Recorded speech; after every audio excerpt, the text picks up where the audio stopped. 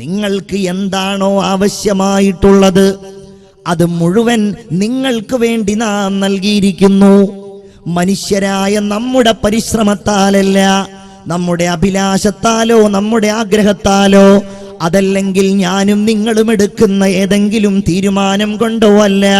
പിന്നെയോ അല്ലാഹു എന്ന ജബ്ബാറായ ഖഹാറായ ഹുവല്ലാഹുല്ലദീ ലാ ഇലാഹ ഇല്ലാഹു ആലിമുൽ ഗൈബി വശ്ശഹാദ, എല്ലാ രഹസ്യങ്ങളും പരസ്യങ്ങളും അറിയുന്നവനായ അല്ലാഹു തമ്പുരാന്റെ തീരുമാനപ്രകാരം ഉണ്ടായവയാണ്.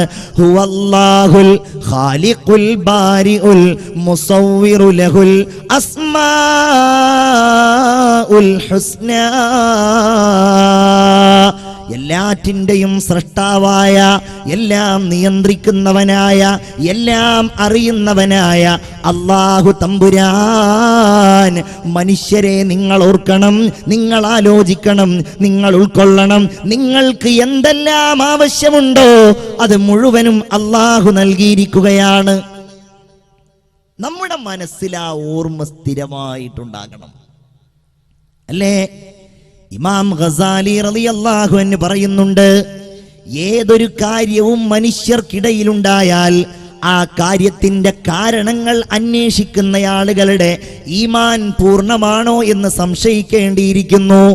ഒരു ഉദാഹരണം പറഞ്ഞാൽ, നമുക്കൊരു രോഗമുണ്ടായി, നമ്മുടെ മക്കൾക്കൊരു രോഗമുണ്ടായി, നമ്മൾ വേഗം അന്വേഷിക്കുന്നത് അതിന്റെ മെഡിസിനെ കുറിച്ചാണ്.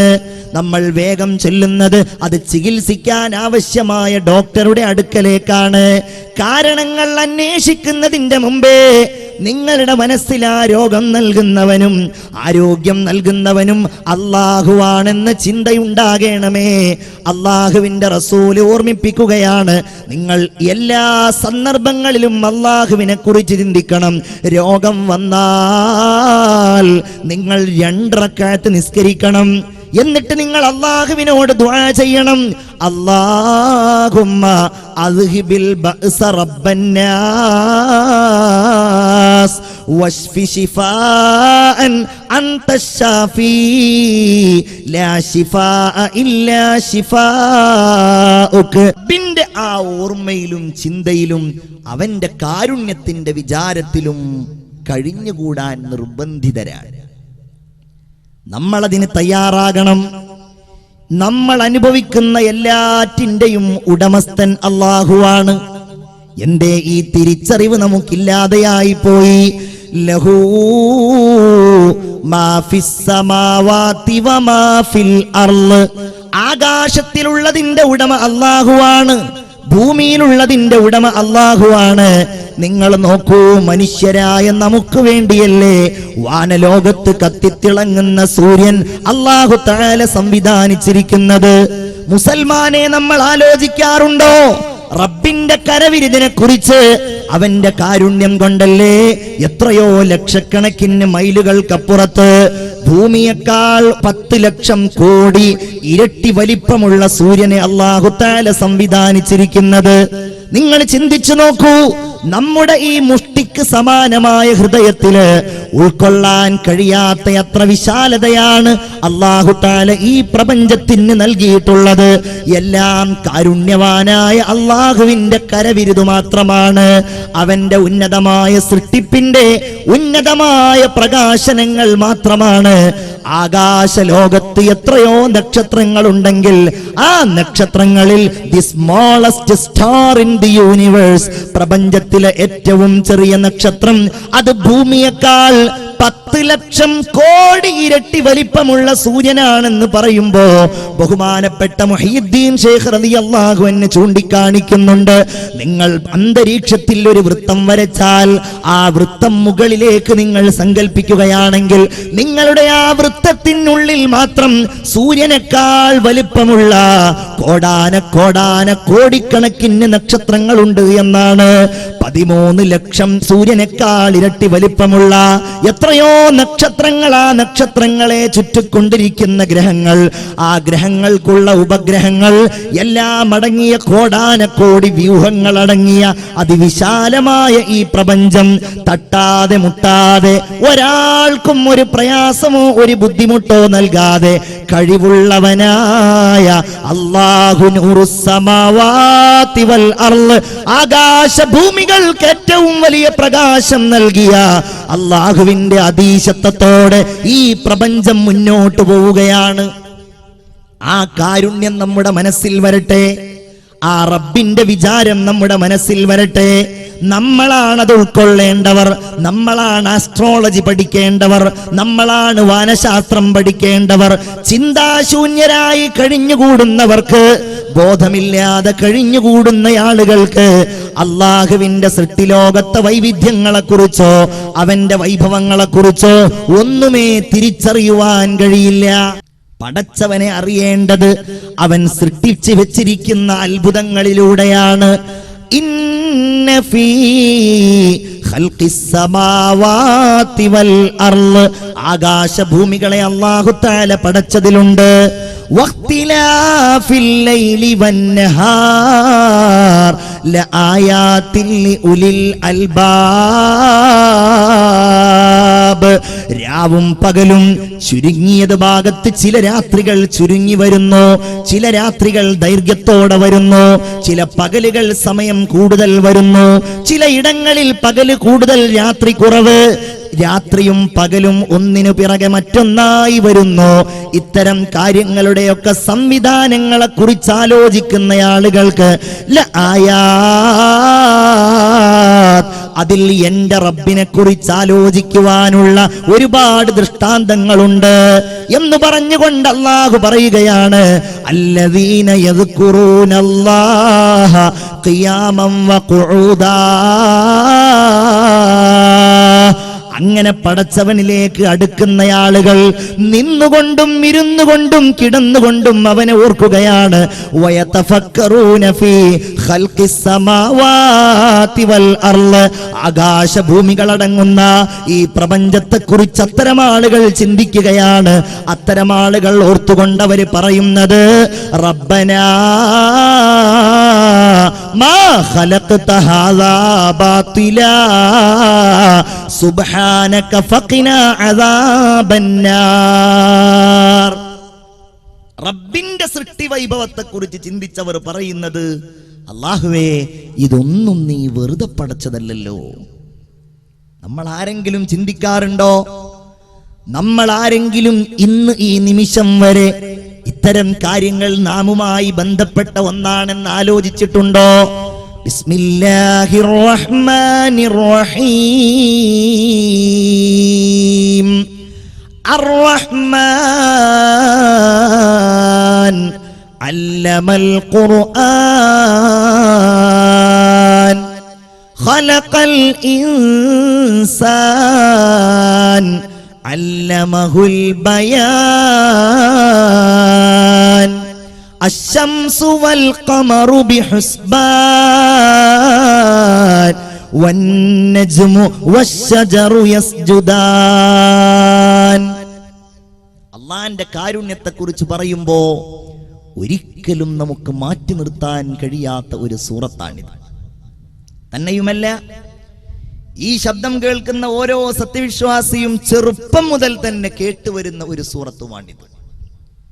ഈ സൂറത്തിന്റെ പേര് തന്നെ സൂറത്തുർ റഹ്മാൻ, അഥവാ കാരുണ്യവാനായ അല്ലാഹുവിന്റെ കരുണയുടെ, ദയയുടെ, അവന്റെ വിശാലമായ കാരുണ്യത്തിന്റെ ഉന്നതമായ വാതായനങ്ങൾ, കവാടങ്ങൾ തുറക്കപ്പെടുന്ന അധ്യായം.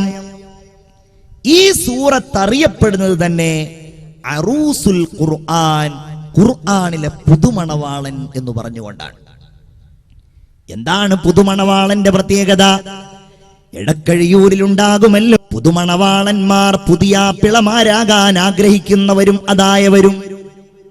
നിങ്ങൾക്കറിയാം, ആ ദിവസത്തിന്റെ പ്രത്യേകത എന്ന് പറയുന്നത് അന്നായിരിക്കും ആ വ്യക്തി ഏറ്റവും വലിയ VIP ആയി മാറുന്നത്. നല്ല കോട്ടൊക്കെ ഇട്ട്, നല്ല സുഗന്ധമൊക്കെ പൂശി, അത്യാവശ്യം ബ്യൂട്ടി പാർലറിലൊക്കെ ഒന്ന് പോയിട്ട് നന്നായിട്ട് മുഖമൊക്കെ ഒന്ന് മിനുങ്ങി എല്ലാവരുടെയും ശ്രദ്ധയാകർഷിക്കുന്ന സമയം എന്ന് പറയുന്നത് അവൻ പുതുമണവാളനാകുന്ന ദിവസമാണ്.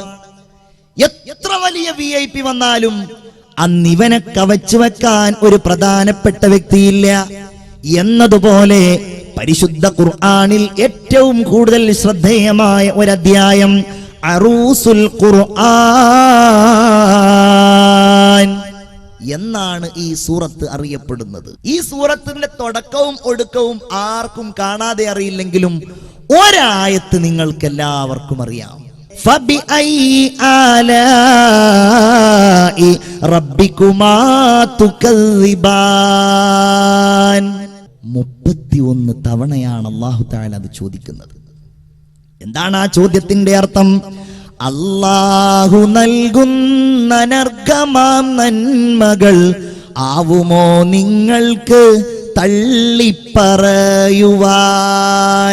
അഥവാ പടച്ചവൻ ഈ ലോകത്ത് നിങ്ങൾക്ക് നൽകിയ ജീവിതത്തില് നിങ്ങൾ കാണുന്ന, നിങ്ങൾ അറിയുന്ന, നിങ്ങൾ അനുഭവിക്കുന്ന എന്തെല്ലാം കാര്യങ്ങളുണ്ടോ ജനങ്ങളെ, അതേതെങ്കിലും എനിക്ക് റബ്ബ് നൽകിയതെന്നല്ലെന്ന് പറയാൻ നിങ്ങൾക്ക് കഴിയുമോ എന്നാണ് ഖുർആൻ ചോദിക്കുന്നത്.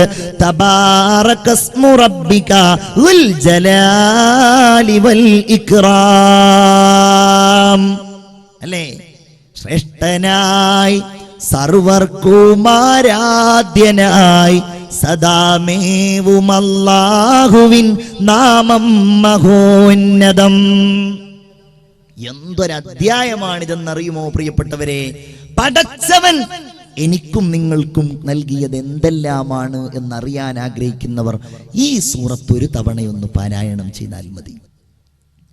അതുകൊണ്ടല്ലേ ഈ സൂറത്ത് അവതീർണമായ സന്ദർഭത്തിൽ അള്ളാഹുവിന്റെ ഹബീബ് സ്വഹാബികളുടെ മുമ്പിൽ ഉറക്കെ വിളിച്ചു ചോദിക്കുകയാണ്, മൻ യഖ്റഉ ഹാദിഹി സൂറത അലാ ഖുറൈശ്.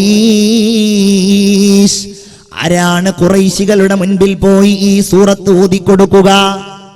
സ്വഹാബികളൊന്നും എഴുന്നേറ്റ് നിന്നില്ല. നമ്മൾ അതവരുടെ അധൈര്യമായി കാണേണ്ടതില്ല.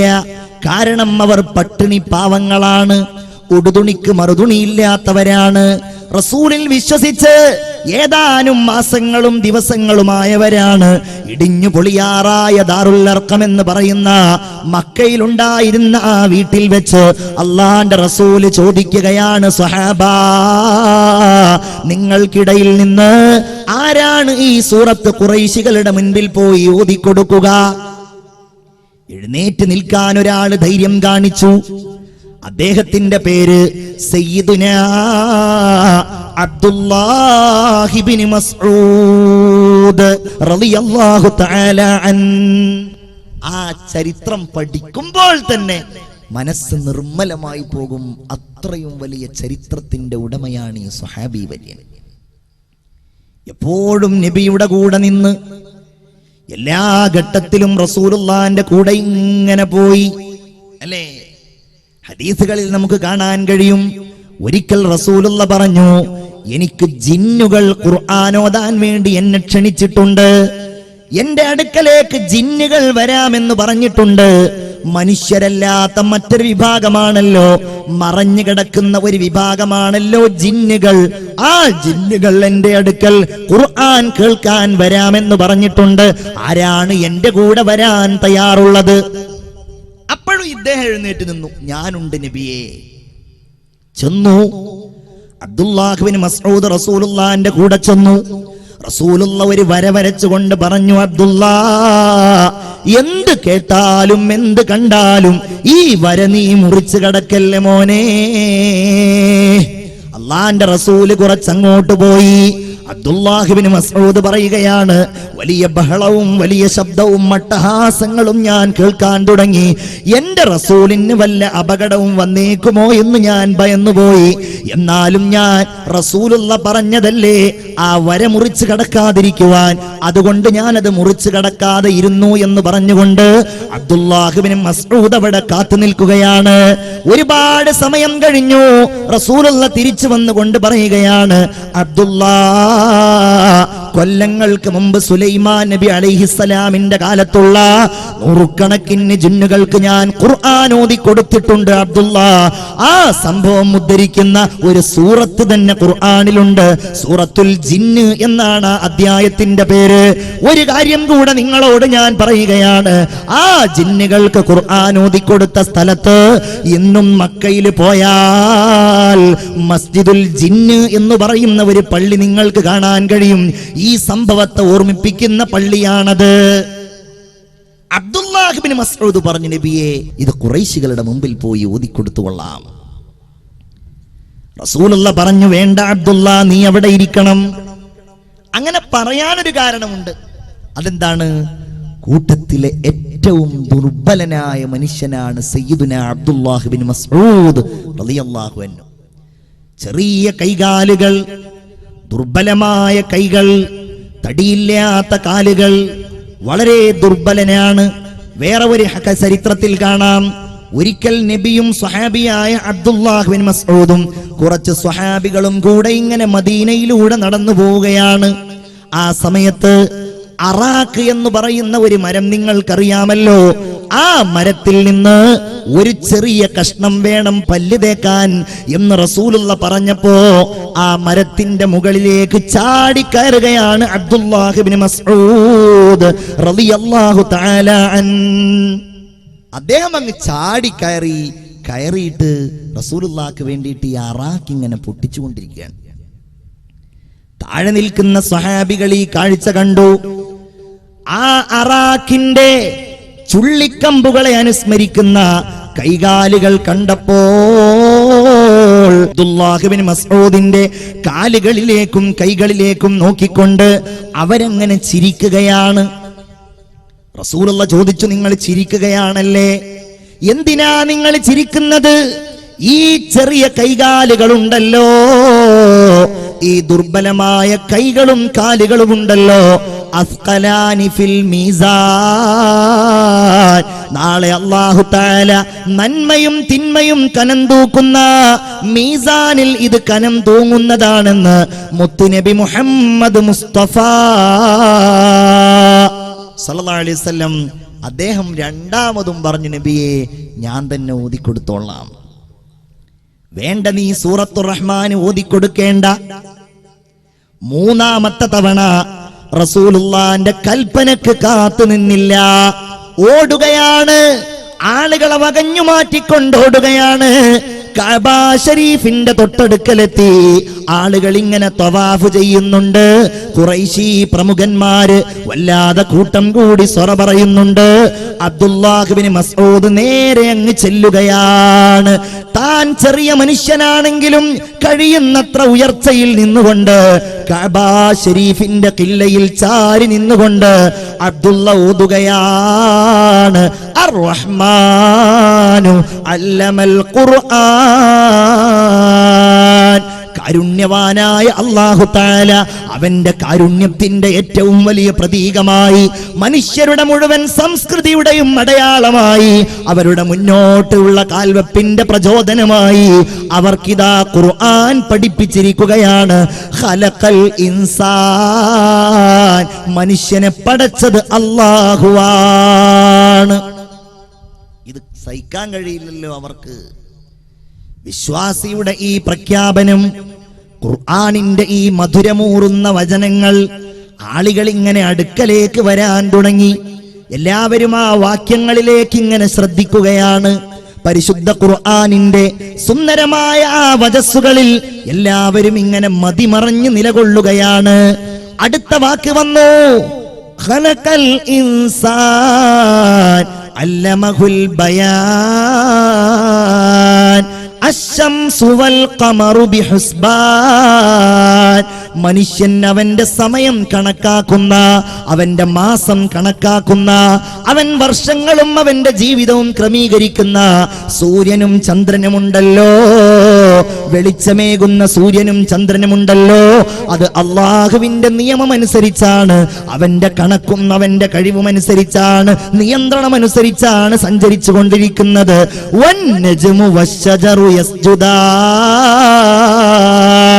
ഖുർആനിന്റെ വജസ്സുകളിലേക്ക്, ആ വചനപ്രവാഹങ്ങളിലേക്ക്, ആ സ്വരരാഗ സുധയിലേക്ക് ലയിച്ചു ചേർന്നിരിക്കുന്ന ആ സഹോദരന്മാരുടെ മുൻപിൽ വെച്ച് ബഹുമാനപ്പെട്ട അബ്ദുല്ലാഹ് ഇബ്നു മസ്ഊദ് പറയുകയാണ്, വന്നജ്മു വള്ളിച്ചെടികൾ, വശജറു മരങ്ങൾ, യസ്ജുദാൻ അവർ അല്ലാഹുവിന് സുജൂദ് ചെയ്യുന്നു. ഇത് സഹിക്കാൻ കഴിഞ്ഞില്ല അബൂജഹലിന്. അവൻ ഓടി വന്നു എന്ന് മാത്രമല്ല, ചെറിയ മനുഷ്യനും ദുർബലനുമായ ഈ പാവപ്പെട്ട സ്വഹാബിയെ കഠോരമായി അവൻ മർദ്ദിക്കുകയാണ്. തന്റെ സർവശക്തിയും ഉപയോഗിച്ചുകൊണ്ടവൻ അടിക്കുകയാണ്. അടികൊണ്ട ചെറിയ മനുഷ്യൻ വേദനാജനകമായ ശബ്ദത്തോടെ അദ്ദേഹം അങ്ങ് വേച്ച് നിലത്ത് വീഴുകയാണ്. നിലത്ത് വീണപ്പോ രണ്ട് ചെവിയും പൊത്തിപ്പിടിച്ചുകൊണ്ട് ബഹുമാനപ്പെട്ടവർ എഴുന്നേൽക്കുകയാണ്. ചെവി പൊട്ടി ഒഴുകുന്നുണ്ട്, രക്തം ഒഴുകുന്നുണ്ട്. ആ ചെവിയും പൊത്തിപ്പിടിച്ചുകൊണ്ട് ഇലാ ഹളറത്തി റസൂലില്ലാഹ്, അള്ളാന്റെ റസൂലിന്റെ അടുക്കലേക്ക് വരികയാ. ഹബീബായ റസൂലേ, എന്നെ അബൂജഹൽ അടിച്ചു നബിയേ. എല്ലാവർക്കും വലിയ സങ്കടമായി, എല്ലാവർക്കും വലിയ ദുഃഖമായി. അബൂജഹൽ വല്ലാതെ മർദ്ദിച്ചിരിക്കുന്നുവല്ലോ, പകരം ചോദിക്കാൻ ഞങ്ങളുടെ അടുക്കൽ ശക്തിയില്ലല്ലോ. അതാ നസലൽ അമീനു മലക്ക് ജിബ്രീൽ അലൈഹിസ്സലാം ഇറങ്ങി വന്നുകൊണ്ട് അല്ലാഹുവിന്റെ റസൂലിന് സന്തോഷ വാർത്ത അറിയിക്കുകയാണ്. യാ റസൂലല്ലാഹ്, നിങ്ങൾ പേടിക്കേണ്ടതില്ല നബിയേ. ഇതിന് പകരം ഉണ്ടാകുന്ന ഒരു ഘട്ടം ഏതാനും സമയത്തിനകം നമുക്ക് വന്നു വരാൻ പോവുകയാണ്, നമ്മുടെ ഇടയിൽ സംജാതമാകാൻ പോവുകയാണ്. ഞാൻ ആ ചരിത്രം ചുരുക്കുകയാണ്. കാലം കടന്നുപോയി, ബദർ യുദ്ധം വന്നു. ബദറിന്റെ പോർക്കളത്തില് അബ്ദുല്ലാഹ് ഇബ്നു മസ്ഊദ് അന്വേഷിച്ച് നടക്കുകയാണ്. എവിടെയാണ് എന്നോട് ക്രൂരമായി പെരുമാറിയ അബൂജഹൽ, എന്റെ ഹബീബായ നബിയെ മർദ്ദിച്ച, റസൂലുള്ളാഹിക്കെതിരെ അക്രമങ്ങൾ അഴിച്ചുവിട്ട അബൂജഹൽ എവിടെയാണ്? അങ്ങനെ അന്വേഷിക്കുമ്പോഴതാ രണ്ട് ചെറിയ കുട്ടികൾ മുആദും മുഅവ്വിദും അവർ അബൂജഹലുമായി യുദ്ധത്തിലേർപ്പെട്ടിരിക്കുകയാണ്. തന്റെ കയ്യിലുണ്ടായിരുന്ന കുന്തം അങ്ങാഞ്ഞെറിഞ്ഞു. അബൂജഹൽ അങ്ങ് നിലത്ത് വീണു. നിലത്ത് വീണ ഇവന്റെ നെഞ്ചത്ത് കയറി നിൽക്കുകയാണ്. നിന്നെ ഞാൻ കൊല്ലാൻ പോവുകയാണ്. ഇസ്ലാമിന്റെ ഏറ്റവും വലിയ ശത്രു, അള്ളാഹുവിനെ അറിയാമായിരുന്നിട്ടും അംഗീകരിക്കാത്തയാൾ, ഇസ്ലാമിൽ വിശ്വസിച്ചു എന്ന ഒറ്റ കാരണത്താൽ എത്രയോ പാവപ്പെട്ട സ്വഹാബികളെ വല്ലാതെ ക്രൂരമായി മർദ്ദിച്ച, കത്തിക്കാളുന്ന സൂര്യന്റെ ചൂടില് മരുഭൂമിയിലൂടെ വലിച്ചെടുത്ത് നെഞ്ചത്ത് വലിയ വലിയ പാറക്കല്ലുകൾ കയറ്റി വെക്കാൻ മടി കാണിക്കാതിരുന്ന, കാരുണ്യത്തിന്റെ കണ്ണീരിന്റെ ഒരംശം പോലും കണ്ണുകളിൽ തെളിഞ്ഞു വരാതിരുന്ന അബൂജഹൽ ലഅനത്തുല്ലാഹി അലൈഹി അബ്ദുല്ലായോട് പറയുകയാണ്, അബ്ദുല്ലാ, എന്നെ നീ അറുക്കുകയാണല്ലേ, എന്നെ നീ കൊല്ലുകയാണല്ലേ? അതേ, നിന്നെ ഞാൻ കൊല്ലുകയാണ്. എന്നാൽ അതിനു മുമ്പ് ഒന്ന് രണ്ട് കാര്യങ്ങൾ പറയാനുണ്ട്. ഒന്നെന്താന്നറിയോ? നിന്റെ പ്രവാചകനായ മുഹമ്മദിനോട് നീ പറയണം, എന്റെ ജീവിതത്തിൽ എനിക്ക് ഏറ്റവും വെറുപ്പുണ്ടായ ആള് നിന്റെ പ്രവാചകനായ മുഹമ്മദാണ്. രണ്ടാമത്തെ കാര്യം, എന്റെ കഴുത്ത് നീ മുറിക്കുമ്പോ എന്റെ കഴുത്തിന്റെ താഴെ നിന്ന് നീ മുറിക്കണം അബ്ദുല്ലാ. എന്തുകൊണ്ടെന്നാൽ എന്റെ നീണ്ട കഴുത്ത് കണ്ട്, എന്റെ മുഖം കണ്ടിട്ടെങ്കിലും നിന്റെ പ്രവാചകനായ മുഹമ്മദ് ഒന്ന് ഞെട്ടട്ടെ. എന്റെ പ്രിയപ്പെട്ടവരെ, അബ്ദുല്ലാഹിയുടെ മനസ്സിൽ ദേഷ്യം ഇരച്ചു കയറി തന്റെ വാളെടുത്തുകൊണ്ട് അബൂജഹലിന്റെ തല മുറിക്കുകയാ. എന്നിട്ടാ മുറിച്ച തലയെടുത്തുകൊണ്ട് റസൂലുള്ളാഹിക്ക് കാണിച്ചു കൊടുക്കാൻ കൊണ്ടുപോകാൻ നോക്കുമ്പോ തന്റെ കയ്യിലത് പൊങ്ങുന്നില്ല. എന്ത് ചെയ്തെന്നറിയുമോ? കാലങ്ങൾക്ക് മുമ്പ് തന്റെ ചെവി പൊട്ടിച്ചില്ലേ എന്നതുപോലെ വാളെടുത്തുകൊണ്ട് ചെവിയിലൂടെ ഒരു ദ്വാരമുണ്ടാക്കി. ആ ദ്വാരത്തിൽ ഒരു കയറിട്ടു. ആ തലയിങ്ങനെ വലിച്ചുകൊണ്ട് ശത്രുക്കളുടെ ഏറ്റവും വലിയ നേതാവായ, മനുഷ്യന്റെ ശത്രുവായ, മൃഗങ്ങളുടെ ശത്രുവായ, ഒരാളോടും കാരുണ്യത്തോടെ പെരുമാറാത്ത, എല്ലാവർക്കും ഏറ്റവും വലിയ അന്ധകനായിരുന്ന ഈ അബൂജഹലിന്റെ തലയും വലിച്ചുകൊണ്ട് ഇലാ ഹളറത്തി ഹബീബില്ലാഹ്, അള്ളാന്റെ റസൂലിന്റെയും സ്വഹാബികളുടെയും അടുക്കലേക്ക് വരികയാണ്. എല്ലാവർക്കും വലിയ സന്തോഷം, ആവേശം. എല്ലാവരും തക്ബീർ മുഴക്കിക്കൊണ്ട് അബ്ദുല്ലാഹ് ഇബ്നു മസ്ഊദിനെ സ്വീകരിച്ചു. എല്ലാവരും ഇങ്ങനെ സ്വീകരിച്ചിരിക്കുമ്പോ നബിയോട് ഈ കാര്യം പറയുകയാണ്. യാ റസൂലല്ലാഹ്, ഇവൻ മരിക്കുന്ന വേളയിൽ ഇങ്ങനെ പറഞ്ഞു നബിയെ, അവൻ ഏറ്റവും ദേഷ്യമുള്ളത് അങ്ങയോടാണ്. അങ്ങ് പേടിക്കാൻ വേണ്ടി അവന്റെ കഴുത്ത് താഴെ നിന്ന് മുറിക്കാനും അവൻ പറഞ്ഞു നബിയേ. അള്ളാന്റെ റസൂൽ അതിന് പറഞ്ഞ മറുപടി നമ്മയൊക്കെ വല്ലാതെ ചിന്തിപ്പിക്കേണ്ടതാണ്. ലോകത്തിന്റെ നേതാവ്, സ്വർഗത്തിന്റെ ഉദ്ഘാടകൻ മുത്തുനബി മുഹമ്മദ് മുസ്തഫ സല്ലല്ലാഹു അലൈഹി വസല്ലമ തങ്ങൾ പറയുന്നത് എന്തൊരു പരീക്ഷണമാണ്. ഫിർഔനി അശദ്ദു മിൻ ഫിർഔനി മൂസ. അല്ലാഹുവേ, മൂസാ നബിയേക്കാൾ വലിയ ഫിർഔനെയാണല്ലോ എനിക്ക് നീ നൽകിയത് റബ്ബേ. എന്തേ കാരണം? മൂസാ നബിക്ക് നീ നൽകിയ ഫിർഔൻ ചെങ്കടലിൽ മുങ്ങിത്താവുമ്പോ, അവൻ മരിക്കുമെന്നുറപ്പാകുമ്പോ അവൻ വിളിച്ചു പറയുന്നത് ആമന്തു ബി റബ്ബി മൂസാ വ ഹാറൂൻ.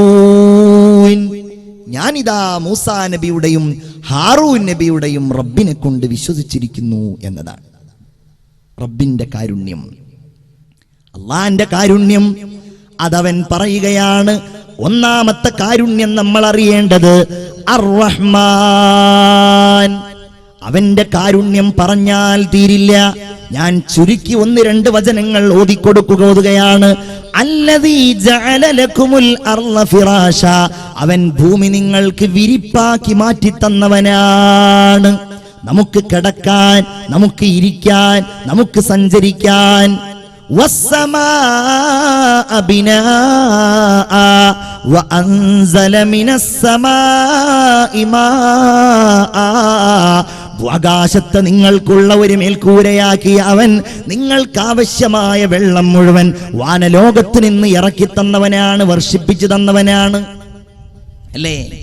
ആ സൂറത്തിന്റെ തുടക്കത്തിൽ പറയുന്ന അർ-റഹ്മാൻ എന്ന വാക്കിന്റെ അർത്ഥം നമ്മൾ പറഞ്ഞാ തീരോ പ്രിയപ്പെട്ടവരെ? അല്ലേ? വജഅൽനൽ ലൈല ലിബാസ. എന്തൊക്കെ സംവിധാനങ്ങൾ! നമ്മൾ ഈമാനുള്ളവർ ആലോചിക്കേണ്ടത്, അല്ലാഹ് പറയുന്നത് ഇത് മനുഷ്യരുടെ കഴിവല്ല, ഇത് പ്രകൃതിയുടെ കഴിവല്ല. വജഅൽന, നമ്മൾ ആക്കിയിരിക്കുന്നു, അല്ലൈൽ, രാത്രിയെ ലിബാസ, വസ്ത്രമാക്കിയിരിക്കുന്നു. നിങ്ങൾക്ക് വിശ്രമിക്കണമല്ലോ, നിങ്ങൾക്ക് ഉറങ്ങണമല്ലോ. പൊതുസമൂഹത്തിൽ നിന്നും പല കാര്യങ്ങളും നിങ്ങൾ മറച്ചു പിടിക്കാൻ മോഹിക്കുന്നുണ്ടല്ലോ. ആ കാര്യങ്ങൾ നിങ്ങൾക്ക് ചെയ്യാൻ നിങ്ങൾക്ക് ഇതാരാവ്. വല്ലൈലി ഇദാ അസ്അസ്. ഖുർആനിന്റെ വാക്യങ്ങൾ എത്ര മനോഹരമാണ്. രാത്രി ഇങ്ങനെ പതുക്കെ പതുക്കെ പിൻവാങ്ങുന്നു. വസ്സുബ്ഹി ഇദാ തനഫസ്. പകലിതാ പതുക്കെ പതുക്കെ ശ്വാസം വിട്ട് ഇങ്ങനെ വരുന്നു. വജഅൽനൻ നഹാറ മആശാ. ഞാൻ അർത്ഥം മാത്രം പറയുന്നു, ഒരുപാട് കാര്യങ്ങൾ പറയാനുണ്ട്. ഇത് പറഞ്ഞില്ലെങ്കിൽ റബ്ബിനെ കുറിച്ച് ചിന്തിക്കുന്ന വചനങ്ങളും ആയത്തുകളും ഇപ്പോഴെങ്കിലും നമ്മൾ ഓർത്തില്ലെങ്കിൽ ഇതൊന്നും ഓർക്കാനും പറയാനും നമുക്ക് അവസരം കിട്ടുമോ എന്ന് തോന്നുന്നത് കൊണ്ടാണ് ഞാൻ ഈ സംസാരത്തിൽ ഈ വാക്യങ്ങൾ ഉൾപ്പെടുത്തുന്നത്. വജഅൽനൽ നഹാറ മആശാ. നിങ്ങൾക്ക് പകൽ ജീവിതോപാധിയായി നാം സംവിധാനിച്ചിരിക്കുന്നു. നിങ്ങൾക്ക് കിളക്കാം, നിങ്ങൾക്ക് തെങ്ങിൽ കയറാം, നിങ്ങൾക്ക് വാഹനങ്ങൾ ഓടിക്കാം, നിങ്ങൾക്ക് പണിയെടുക്കാം. നിങ്ങൾക്ക് ജീവിക്കുവാനുള്ള മാർഗം കണ്ടെത്തേണ്ട സമയമാക്കി പകലിനെ നമ്മൾ സംവിധാനിച്ചിരിക്കുകയാണ്.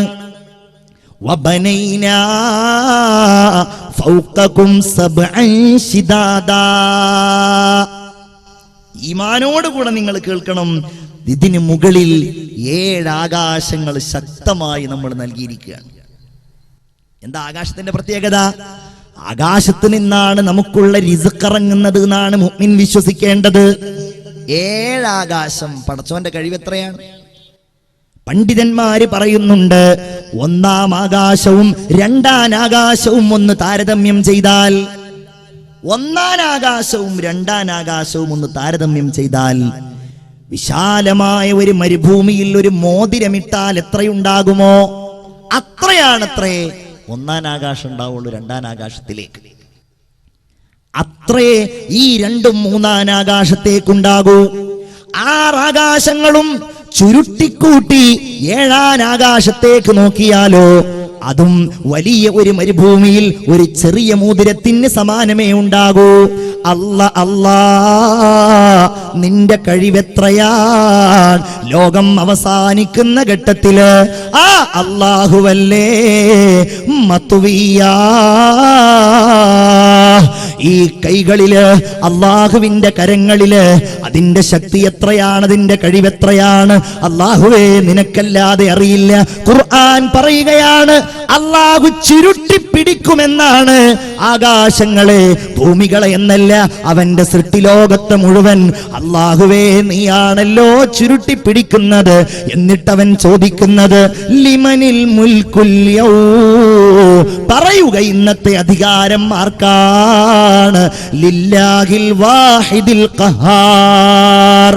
അന്നായിരിക്കും എല്ലാവരും സമ്മതിക്കുക അല്ലാഹുവിന്റെ അധീശത്വത്തെ കുറിച്ച്, അവന്റെ കഴിവിനെ കുറിച്ച്. തീർന്നില്ല.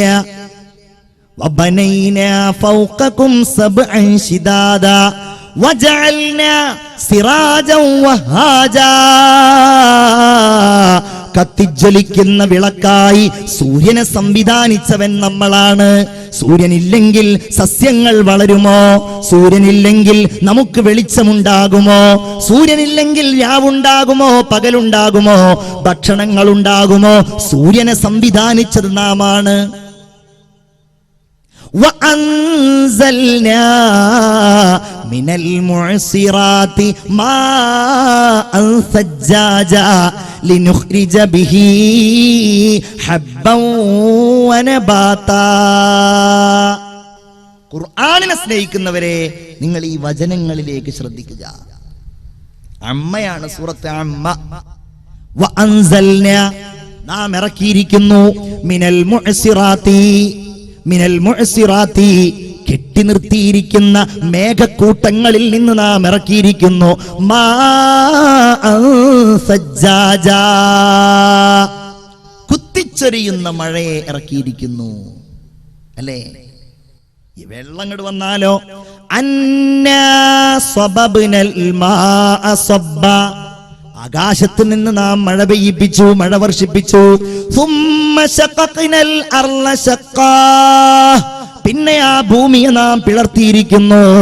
ഫഅംബത്നാ ഫീഹാ സുമ്മ ശഖഖ്നൽ അർള ശഖ്ഖാ വഅംബത്നാ ഫീഹാ حبا وعنبا وقضبا وزيتونا ونخلا وحدائق غلبا وفاكهة وأبا متاعا لكم ولأنعامكم.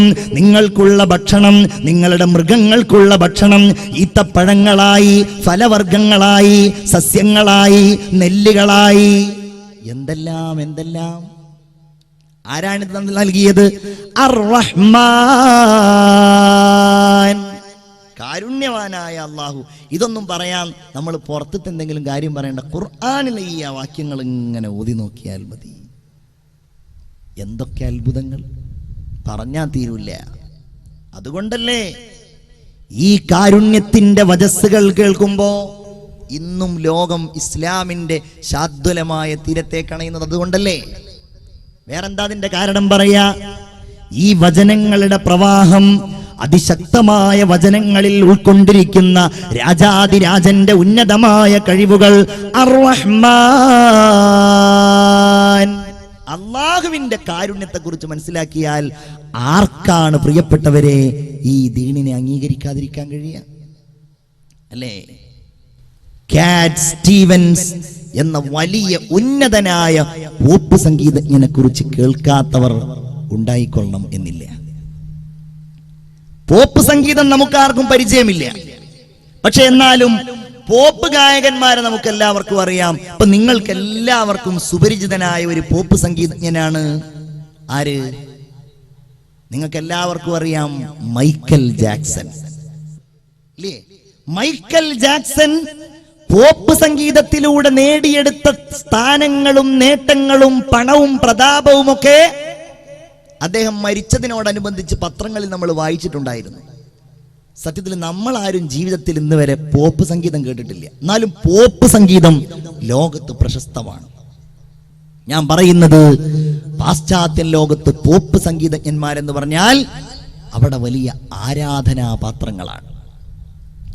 അന്ന് 970 കാലഘട്ടങ്ങളിൽ അമേരിക്കയടക്കമുള്ള ബ്രിട്ടൻ അടക്കമുള്ള പാശ്ചാത്യൻ രാജ്യങ്ങളിൽ ഉന്നതനായി അറിയപ്പെട്ടിരുന്ന പോപ്പ് സംഗീതജ്ഞനായിരുന്നു കാറ്റ് സ്റ്റീവൻസ്. ഇദ്ദേഹത്തിന്റെ ജീവചരിത്രം നിങ്ങൾക്ക് വേണമെങ്കിൽ ഒന്ന് മൊബൈൽ ഫോണിൽ നെറ്റുള്ള ആളുകൾ ഉണ്ടാവുമല്ലോ, കാറ്റ് സ്റ്റീവൻസ് എന്ന് അതിൽ നിങ്ങൾ ടൈപ്പ് ചെയ്താൽ ഞാൻ ഇനി പറയാൻ പോകുന്ന കാര്യങ്ങൾ നിങ്ങൾക്ക് അതിൽ കാണാൻ കഴിയും. അദ്ദേഹം തന്നെ പറയുന്ന കാര്യങ്ങളാണ്. 978 അദ്ദേഹം മൊറോക്കോ സന്ദർശിക്കാൻ വേണ്ടി പോവുകയാണ്. മുസ്ലിം രാജ്യമായ മൊറോക്കോയുടെ തെരുവോരത്തിലൂടെ കാറ്റ് സ്റ്റീവൻസ് ഇങ്ങനെ നടന്നു പോകുമ്പോഴാണ് പെട്ടെന്നാണ് പള്ളിയിൽ നിന്ന്, പരിസരങ്ങളിൽ നിന്ന് അല്ലാഹു അക്ബർ അല്ലാഹു അക്ബർ ബാങ്ക് കേൾക്കുന്നത്. അല്ലാഹു വലിയവനാണ്, അല്ലാഹു ഏറ്റവും വലിയവനാണ്. കാറ്റ് സ്റ്റീവൻസ് ചോദിച്ചു, വാട്ട് ഈസ് ദിസ് മ്യൂസിക്? ഇതെന്താണ് ഇങ്ങനെ ഒരു മ്യൂസിക്? ഞാൻ കേട്ടിട്ടില്ലല്ലോ. കൂടെയുള്ള ആളുകൾ പറഞ്ഞു കൊടുത്തു, this is the music of God. ഇത് ദൈവത്തിന്റെ സംഗീതമാണ്. ഇദ്ദേഹം പറയുന്നു, ദൈവത്തിന്റെ സംഗീതമോ? ഒരുപാട് മ്യൂസിക്കുകളെ പറ്റി ഞാൻ കേട്ടിട്ടുണ്ട്. I have heard about many musics. ഒരുപാട് മ്യൂസിക്കുകളെ കുറിച്ച് ഞാൻ കേട്ടിട്ടുണ്ട്. പക്ഷെ ആദ്യമായിട്ടാണ് മ്യൂസിക് ഓഫ് ഗോഡിനെ കുറിച്ച് ഞാൻ കേൾക്കുന്നത്. അദ്ദേഹം പറയുന്നുണ്ട്, മ്യൂസിക് ഫോർ ഫെയിം, പ്രശസ്തിക്ക് വേണ്ടിയുള്ള സംഗീതം. മ്യൂസിക് ഫോർ മണി, പണത്തിന് വേണ്ടിയുള്ള സംഗീതം. മ്യൂസിക് ഫോർ പവർ, ഇതൊക്കെ കേട്ടിട്ടുണ്ട്. അധികാരത്തിന് വേണ്ടിയുള്ള സംഗീതം. സംഗീതത്തിന്റെ പല വഴികളും എനിക്കറിയാം. ദൈവത്തിനുമുണ്ടോ ഒരു സംഗീതം? അത് മനസ്സിൽ കുറിച്ചിട്ടു ഇദ്ദേഹം. പിന്നീട് ഇദ്ദേഹം നാട്ടിലേക്ക് വരികയാണ്. അദ്ദേഹം പറയുന്നു, ഒരിക്കൽ ഞാനിങ്ങനെ എന്റെ ഹോളി ആഘോഷിക്കുന്നതിനിടയിൽ ഞാനിങ്ങനെ കടൽ തീരത്ത് കുളിച്ചുകൊണ്ടിരിക്കുകയാണ്. മെൽബോ കടൽ തീരത്ത് ഞാൻ കുളിച്ചുകൊണ്ടിരിക്കുമ്പോ പെട്ടെന്നാണ് എന്നെ ഒരു തിരമാല ഇങ്ങനെ തള്ളി തള്ളി തള്ളി ഇങ്ങനെ കടലിന്റെ ആഴിയിലേക്ക്, അഗാധതയിലേക്ക് കൊണ്ടുപോകുന്നത്. ഞാൻ മരണത്തെ മുന്നിൽ കണ്ടു. മുന്നിൽ കണ്ടപ്പോ ഞാൻ വിളിച്ചു, ഓ മൈ ഗോഡ്, എന്റെ ദൈവമേ, ഇഫ് യു സേവ് മീ, എന്നെ നീ രക്ഷപ്പെടുത്തുകയാണെങ്കിൽ I will live for you, I will work for you. ഞാൻ നിനക്ക് വേണ്ടി ജീവിക്കാം ദൈവമേ, ഞാൻ നിനക്ക് വേണ്ടി പണിയെടുക്കാം ദൈവമേ. അദ്ദേഹം പറയുന്നു, ഞാൻ അറിയാത്ത ഏതോ ഒരു തിരമാല എന്നെ ഇങ്ങനെ തള്ളി തള്ളി തള്ളി കരയിലേക്ക് കൊണ്ടു. ഞാൻ അത്ഭുതപ്പെട്ടു. പിന്നെ എന്റെ അന്വേഷണം ദൈവത്തെയായിരുന്നു. എവിടെയാണ് ഞാൻ അന്വേഷിക്കേണ്ടത്? പലയിടങ്ങളിലും ഞാൻ പോയി. ഇത് സത്യസന്ധമായി അദ്ദേഹം രേഖപ്പെടുത്തിയ കാര്യമാണ്.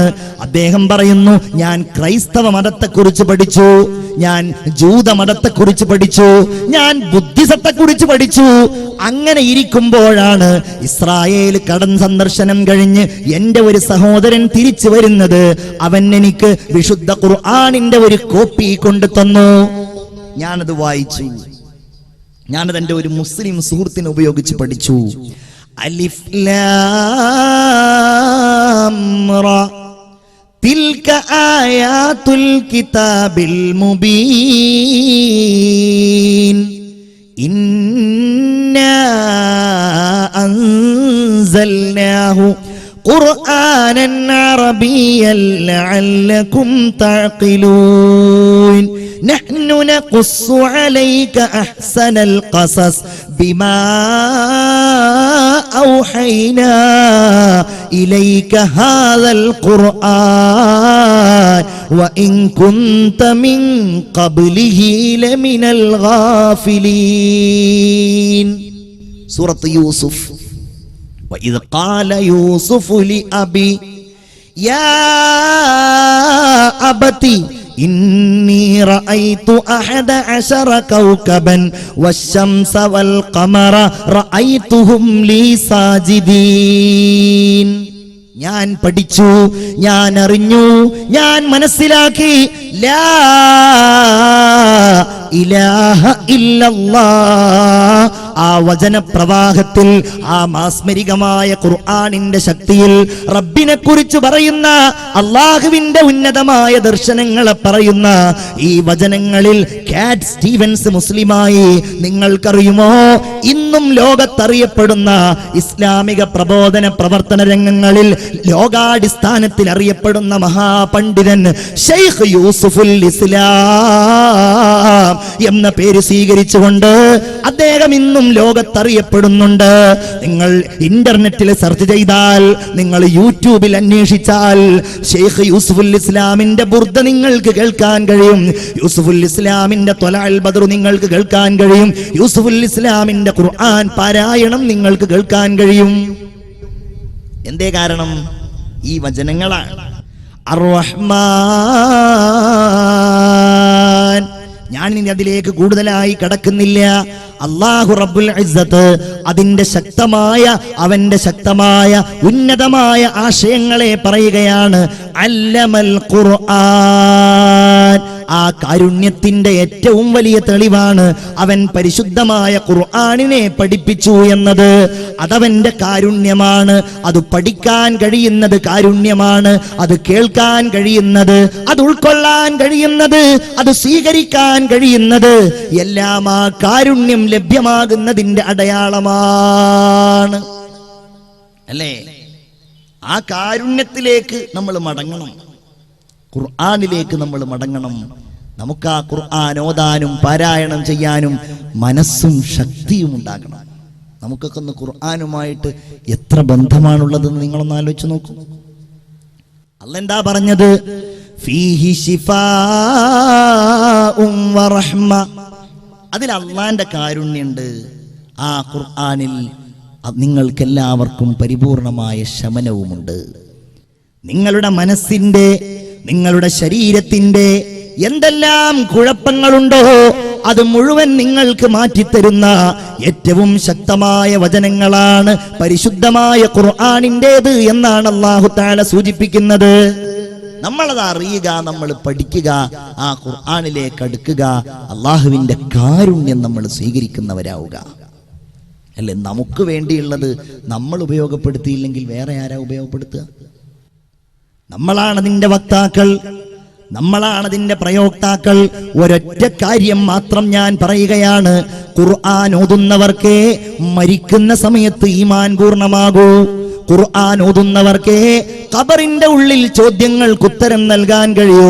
ഖബറിന്റെ ഉള്ളിൽ സമാധാനമേകിക്കൊണ്ട്, ശാന്തിയേകിക്കൊണ്ട് മനുഷ്യരൂപത്തിൽ അള്ളാഹുവിന്റെ കാരുണ്യത്തിന്റെ അമൃതവർഷമായ ഖുർആൻ വരുമെന്ന് മുത്തുനബി മുഹമ്മദ് മുസ്തഫ. ഞാനും നിങ്ങളും നാളെ പോയി കിടക്കുന്ന ഖബറിന്റെ ഏകാന്തതയുണ്ടല്ലോ, ഭീകരതയുണ്ടല്ലോ, ഒരൽപ്പം കാരുണ്യം റബ്ബിൻ നമുക്ക് ചെയ്തു തന്നിരുന്നെങ്കിലെന്ന്, ഒരു ചെറിയ മോചനമുണ്ടായിരുന്നെങ്കിലെന്ന്, എനിക്ക് വേണ്ടി ആരെങ്കിലും ഒന്ന് സഹായിച്ചിരുന്നെങ്കിലെന്ന് ഞാനും നിങ്ങളും നാളെ ആഗ്രഹിക്കുന്ന ഖബറിന്റെ ഏകാന്തതയിൽ വെച്ച് റസൂലുള്ളാഹി തങ്ങൾ പറയുകയാണ്, യഅതീഹി റജുലുൻ ശാബ്. നല്ല ഒരു യുവാവ് ഈ ഖബറിൽ ഇവന്റെ അടുക്കലേക്ക് വരും. അവന്റെ നിറം നല്ലതായിരിക്കും. സാഹിബുൽ ലൗൻ, നല്ല നിറമായിരിക്കും അവന്റേത്. അങ്ങനെ നിറമുള്ള സുന്ദരനായ ഒരു ചെറുപ്പക്കാരൻ ഈ ഖബറിന്റെ ഉള്ളിൽ കിടക്കുന്ന ഇവന്റെ അടുക്കലേക്ക് വരും. ഖബറിലുള്ളയാൾ ചോദിക്കും, മൻ അന്ത, നീ ആരാണ്? ഖബറിലുള്ളയാൾ തിരിച്ചു ചോദിക്കും, എന്നെ നിനക്ക് മനസ്സിലായില്ലേ? അമാ തഅരിഫുനീ, എന്നെ നിനക്ക് മനസ്സിലായില്ലേ? അനൽ ഖുർആനുല്ലദീ അസ്ഹർത ലൈലക, രാത്രി ഉറക്കമൊഴിച്ച് നീ ഓതിയിരുന്നില്ലേ ഖുർആൻ? ആ ഖുർആനാണ് ഞാൻ. ഇതാ ഈ ഖബറിൽ അല്ലാഹു അവന്റെ കാരുണ്യം കൊണ്ട് എന്നെ മനുഷ്യരൂപത്തിൽ നിനക്ക് സമാധാനമേകുവാൻ പറഞ്ഞയച്ചതാണെന്ന് പരിശുദ്ധ ഖുർആൻ മനുഷ്യരൂപത്തിൽ വന്ന് മറുപടി പറയുമെന്ന് ഒരു കള്ളം പോലും ജീവിതത്തിൽ പറഞ്ഞിട്ടില്ലാത്ത മുത്തുനബി മുഹമ്മദ് മുസ്തഫ. സല്ലല്ലാഹു അലൈഹി വസല്ലം. നമ്മൾ ആഗ്രഹിക്കുക, നമ്മൾ അതിനു വേണ്ടി പണിയെടുക്കുക, ഖുർആൻ ഓതുന്നവരാവുക. അതാണ് അർ-റഹ്മാനു അല്ലമൽ ഖുർആൻ ഖലഖൽ ഇൻസാൻ. റബ്ബിന്റെ കാരുണ്യം നിങ്ങൾ ആലോചിച്ചു നോക്കൂ. ഈ ലോകത്ത് നമുക്കൊക്കെ അള്ളാഹു ജന്മം നൽകിയില്ലേ? ഇന്ന് നമുക്കൊരു പേരുണ്ട്, ഇന്ന് നമുക്കൊരു ശരീരമുണ്ട്, ഇന്ന് നമുക്കൊരു അഡ്രസ് ഉണ്ട്, ഇന്ന് നമുക്ക് താമസിക്കാൻ ഒരു വീടുണ്ട്, ഇന്ന് നമുക്ക് ചൂണ്ടിക്കാണിക്കാൻ ഒരു ഉപ്പയുണ്ട്, ഒരു ഉമ്മയുണ്ട്. ആരാണതിന്റെ സംവിധായകൻ? അല്ലേ? ചിന്തിച്ചു നോക്കൂ നിങ്ങൾ. അള്ളാഹ്ക്ക് മാത്രം അറിയുന്ന കാര്യം. 2000 കൊല്ലം കഴിഞ്ഞ് നിങ്ങൾക്കൊരു പേരക്കിടാവ് ഉണ്ടാകും. 100ാമത്തെ പേരക്കിടാവെന്ന് സങ്കല്പിക്കുക. ഉദാഹരണം, ആ പേരക്കിടാവ് എങ്ങനെയുള്ളവനായിരിക്കും നമുക്കറിയില്ല. അവന്റെ മുഖം എങ്ങനെയായിരിക്കും? അവൻ കഴിക്കുന്ന മാമ്പഴത്തിന്റെ വിത്തെവിടെയായിരിക്കും ഇന്ന്? അവൻ കുടിക്കുന്ന വെള്ളത്തിന്റെ മഴ എവിടെയായിരിക്കും? അതിന്റെ നീരാവി കടലിന്റെ ഏതു ഭാഗത്തായിരിക്കും? എല്ലാം അറിയുന്നവൻ ഖലഖൽ ഇൻസാൻ. ഇതിന്റെ സൃഷ്ടാവായ നമ്മുടെ റബ്ബ് തന്നെയാണ്. നമ്മൾ നിസ്കരിക്കുമ്പോൾ നിൽക്കുന്ന റബ്ബ്, നമ്മൾ അല്ലാഹ് എന്ന് വിളിക്കുന്ന റബ്ബ്, എന്റെയും നിങ്ങളുടെയും ഈ ഒരുമിച്ച് കൂടൽ ഏതൊരു നാഥന്റെ വിളിക്കനുസരിച്ചാണോ ആ സംവിധായകനായ രാജാതിരാജനായ അല്ലാഹുവിന്റെ മഹത്വങ്ങളാണ് പ്രിയപ്പെട്ടവരെ നമ്മൾ ഓർക്കുന്നത്. ചിന്തിച്ചു നോക്കൂ നിങ്ങൾ. നമുക്ക് അല്ലാഹ് ഈ ലോകത്ത് ജന്മം നൽകിയില്ലേ മുഅ്മിനെ? അല്ലേ? അപ്പൊ നിങ്ങൾ ആലോചിക്കുന്നുണ്ടോ, ജന്മം നൽകാതിരിക്കുകയായിരുന്നു നല്ലത്? അല്ല, അതൊരു തെറ്റായ ചിന്തയാണ്. ഒരു സാധനം നമ്മുടെ അടുക്കൽ ഉള്ളതാണോ ഇല്ലാത്തതാണോ നല്ലത്? ഉള്ളതാണ്, അല്ലേ? ഒരു 50,000 രൂപ എന്റെ കയ്യിൽ ഇല്ലാത്തതല്ലല്ലോ, ഉള്ളതാണല്ലോ നല്ലത്. ഒരു ഇന്നോവ കാറ് എനിക്കുള്ളതാണല്ലോ നല്ലത്. നിങ്ങളൊക്കെ അങ്ങനെ ചിന്തിക്കും, അല്ലേ? കാശിന്റെയും കാറിന്റെയും കാര്യമായതുകൊണ്ട് എല്ലാവരും അങ്ങനെ തന്നെ ചിന്തിക്കും. നമ്മുടെ ജന്മത്തിന്റെ കാര്യത്തിലും അങ്ങനെ തന്നെയാണ് ആലോചിക്കേണ്ടത്. നമ്മളെ ഈ ലോകത്ത് ജനിപ്പിച്ചത് അല്ലാഹുവിന്റെ കാരുണ്യം അവൻ നിറച്ചുകൊണ്ടല്ലേ മുഅ്മിനേ?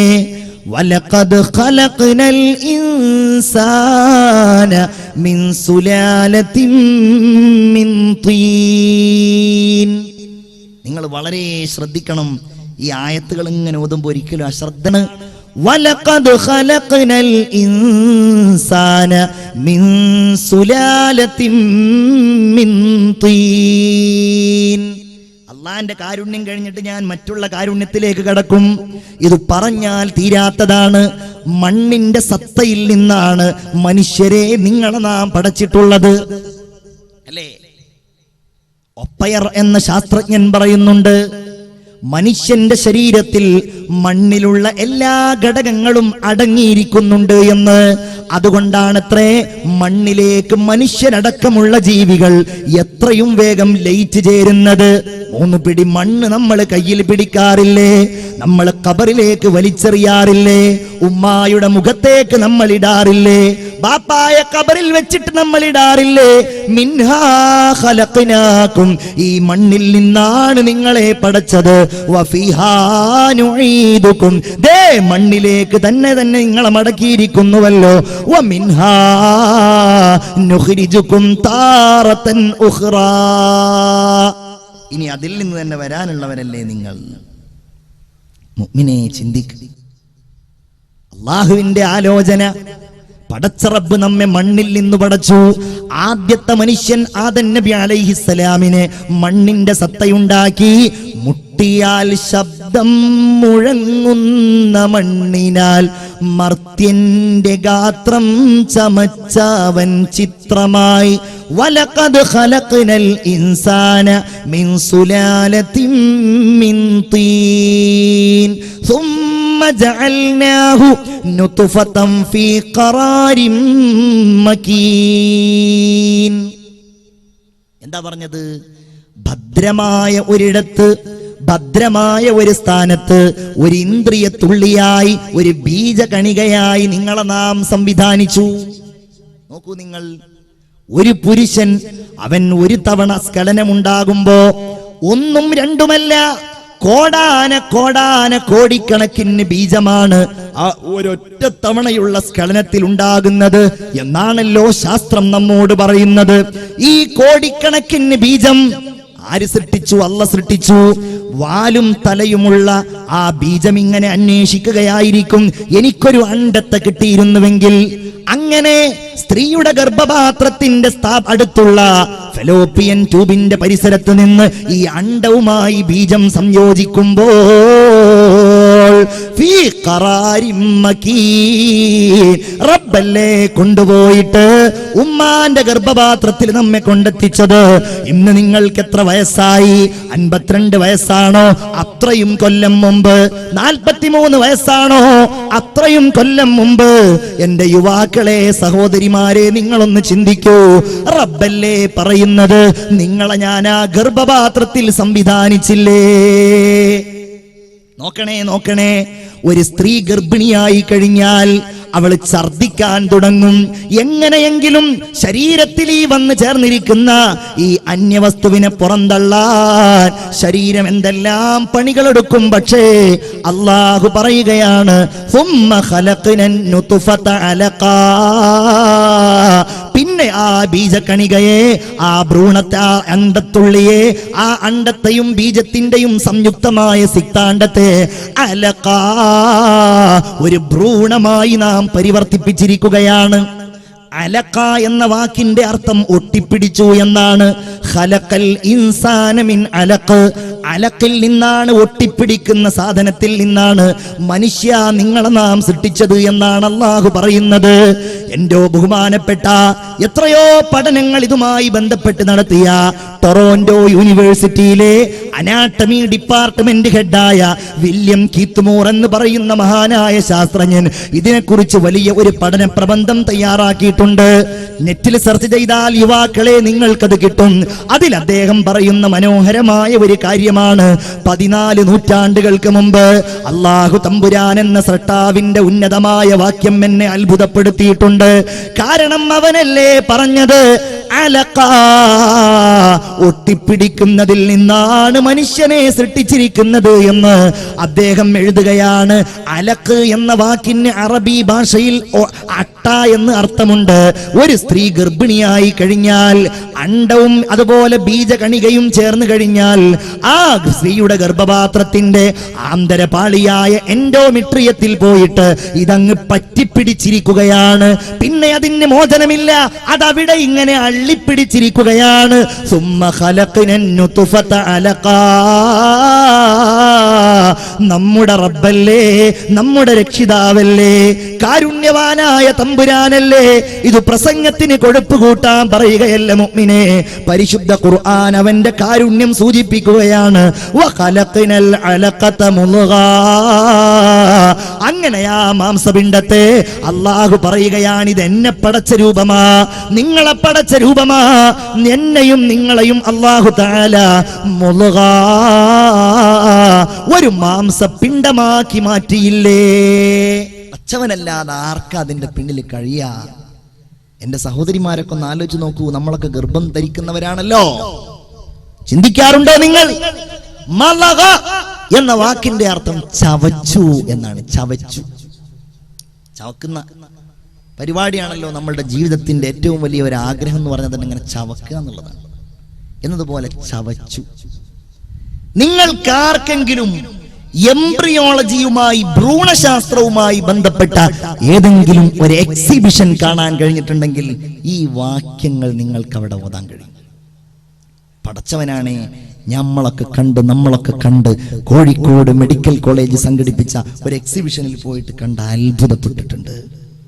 അതിലുണ്ട് അവർ പ്രത്യേകമായ ലായനിയിലാക്കിയിട്ട് കുട്ടിയുടെ 7ാമത്തെ ദിവസം, 12ാമത്തെ ദിവസം, 2ാമത്തെ മാസം, 4ാമത്തെ മാസം, അതിൽ ഒരിടത്തുണ്ട് മുൾഗ, അല്ലേ, ചവച്ച മാംസം പോലെ. ഇതേ കാര്യം വലിയ യാഥാർത്ഥ്യത്തോടുകൂടെ മോറിസ് ബുക്കായി എന്ന് പറയുന്ന ശാസ്ത്രജ്ഞനെ അവതരിപ്പിച്ചിട്ടുണ്ട്. എന്താണ് നമ്മളൊക്കെ എവിടാ? നമ്മളൊക്കെ ഇങ്ങനെ മൊബൈൽ ഫോൺ വിളിച്ച് അല്ലേ, നമ്മളുടെ ജീവിതം മുഴുവൻ അതായിരിക്കാണ്. ചിന്തിക്കാനും പഠിക്കാനും ഓർക്കാനൊക്കെ നമുക്ക് എവിടെയാ സമയം? 24 മണിക്കൂറും ഒരാളെ മൊബൈലിൽ വിളിച്ചാൽ കിട്ടും എന്ന് പറഞ്ഞാൽ എന്താ അതിന്റെ അർത്ഥം? അവൻ വെറും ഒരു ഫോൺ അറ്റൻഡറാന്നല്ലേ. അവന്റെ പണി എന്താ? എപ്പോഴും ഫോൺ അടിക്കുക. നിസ്കരിക്കാൻ കഴിയും അവന്? നിസ്കരിക്കുമ്പോൾ മുമ്പിൽ വെച്ചിരിക്കാൻ.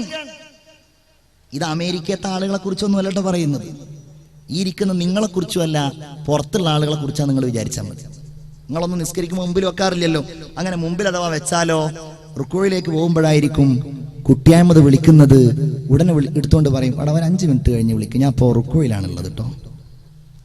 എന്താണ് ഇപ്പൊ അടുത്ത് ഞാൻ കേട്ടത് പ്രകാരം മനുഷ്യന്മാര് ഖബറിൽ പോലും മനുഷ്യന്മാര് ഫോൺ ഉപയോഗിക്കുന്നുണ്ടെന്നാണ് കേട്ടത്. എന്താ കാര്യം? നാട്ടിലൊരാൾ മരിച്ചപ്പോ എല്ലാവരും കൂടിയിട്ട് അയാളെ ഖബറടക്കാൻ വേണ്ടിയിട്ട് ഇങ്ങനെ ഏറ്റിയിട്ട് കൊണ്ടുവന്നു. അവിടെ വെച്ചു. 1-2 ആളുകൾ ഇങ്ങനെ ഖബറിൽ ഇറങ്ങിയിട്ട് ഈ മയ്യത്ത് ഇങ്ങനെ താഴ്ത്തിക്കൊണ്ടിരിക്കുക. താഴ്ത്തിയിട്ട് ആ മയ്യത്ത് ഇങ്ങനെ താഴ്ത്തുന്നതിന് മുമ്പ് ഇയാളുടെ ഫോൺ അരേന്ന് ഇങ്ങനെ അടിക്കുന്നുണ്ട്. ഇയാൾ വേഗം മയ്യത്ത് അവിടെ വെച്ച് ഖബറിന്റെ ഉള്ളിൽ തന്നെ ഇയാൾ ഫോൺ എടുത്തിട്ട് പറയാണ്, എടാ ഒരു 10 മിനിറ്റ് കഴിഞ്ഞ് വിളിക്കട്ടെ, ഞാൻ ഇപ്പൊ ഖബറിന്റെ ഉള്ളിലാണുള്ളത്, ഭയങ്കര തിരക്കിലാന്ന് പറഞ്ഞു.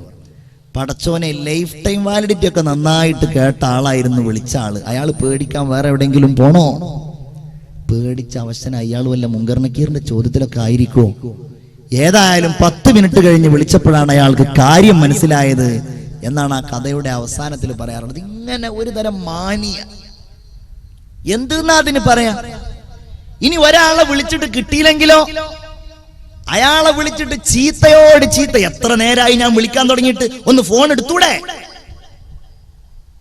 അത് പറയുന്നത് കേട്ടാ വിചാരിക്കും നമ്മൾ അയാൾക്ക് പൈസയൊക്കെ കൊടുത്തിട്ട് ഒരു ഫോൺ വാങ്ങിച്ചിട്ട് ഞാൻ വിളിക്കുമ്പോഴെപ്പോഴും നീ ഇത് അറ്റൻഡ് ചെയ്യണം എന്ന് പറഞ്ഞുകൊണ്ട് വാങ്ങിച്ചു കൊടുത്തതാന്ന് വിചാരിക്കും. നല്ല ഗാലക്സിയുടെ ഫോൺ. അവന്റെ കാശ് കൊടുത്ത് അവനവന്റെ സൗകര്യത്തിന് ഉപയോഗിക്കാൻ വേണ്ടിയിട്ട് ഉപയോഗിക്കുന്ന ഫോണ് നമ്മൾ വിളിച്ചടുക്കൽ നിർബന്ധം. ഞാനത് പറയാൻ കാരണം, നിങ്ങൾ ഒന്നിരുന്ന് ആലോചിച്ച് നോക്കൂ. നമ്മളുടെ ജീവിതത്തിന്റെ സമയം ഇന്ന് അതുമായി ബന്ധപ്പെട്ടല്ലേ അല്ലേ? എത്ര പ്രായമായ ആളുകളാണെങ്കിലും അവർക്ക് വാട്സപ്പിനെ കുറിച്ച് അറിയാം. ഇപ്പൊ ഇന്നലെ വയസ്സായ ആളുകളുടെ പോലുള്ള ചർച്ച എന്താണ്? ഫേസ്ബുക്ക് വാട്സപ്പും കൂടെ വാങ്ങി എന്നുള്ളതാണ്. അവർക്ക് വേറെ ഒന്നും വിഷയമല്ല. ഇവിടെ ആകാശം ഇടിഞ്ഞു വീണാലും ഭൂമി ഇടിഞ്ഞു വീണാലും ഒന്നും വിഷയമല്ല അല്ലേ? ചെറുപ്പക്കാരൊക്കെ അതിന്റെ പിന്നാലെ. രാവിലെ സുബീക്ക് എഴുന്നേറ്റ് പല്ല് പോലും തേക്കുന്നതിന്റെ മുമ്പ് അവൻ ഫോൺ എടുത്ത് നോക്കുകയാണ്. പടച്ചോൻ, ഇന്നലെ രാത്രി ഞാൻ 12:48 വിട്ട എന്റെ ആ മുഖത്തിന്റെ ആ ചിത്രത്തിന് എത്ര ആളുകൾ ലൈക്ക് ചെയ്തിട്ടുണ്ട്? എഴുന്നേൽക്കുന്ന നിരാശയുണ്ട്. കാരണം 2 ഹംക്കുകളെ ലൈക്ക് ചെയ്തിട്ടുണ്ടായിരുന്നുള്ളൂ. ഒരു 4-5 ഡിസ്ലൈക്കും ഉണ്ട്. കാരണം അവന്റെ മുഖം അത്ര പോരായിരുന്നു. ഇങ്ങനെ ജീവിതം മുഴുവൻ ലൈക്കിലും ഡിസ്ലൈക്കിലും കമന്റിലും ഷെയറിലും ഒക്കെ ആയി കഴിഞ്ഞുകൂടുന്ന എൻ്റെ പ്രിയപ്പെട്ടവർ, ഇതൊക്കെയല്ലേ നമ്മുടെ പ്രധാനപ്പെട്ട കാര്യങ്ങൾ? നിങ്ങൾ മൊബൈൽ ഉപയോഗിച്ചോ, നെറ്റ് ഉപയോഗിച്ചോ, പക്ഷെ അതിന്റെ ഒരല്പസമയമെങ്കിലും ഇതൊക്കെ പഠിക്കാൻ, റബ്ബിനെ പഠിക്കാൻ, അള്ളാഹുവിന്റെ ഉന്നതമായ ദർശനങ്ങളെ പഠിക്കാൻ എന്ത് നമ്മൾ സമയം കണ്ടെത്താത്തത്? അള്ളാഹു പറയുകയാണ്,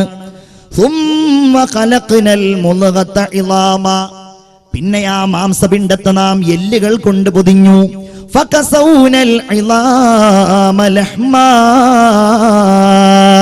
നിങ്ങൾ ചിന്തിക്കണേ, റബ്ബ് നൽകിയതാണ്. എന്റെയും നിങ്ങളുടെയും സൃഷ്ടിപ്പിനെ കുറിച്ചാണ് ഈ പറയുന്നത്. പിന്നെ ആ എല്ലുകളുടെ മേലിൽ അവൻ മാംസം പൊതിയുകയാണ്.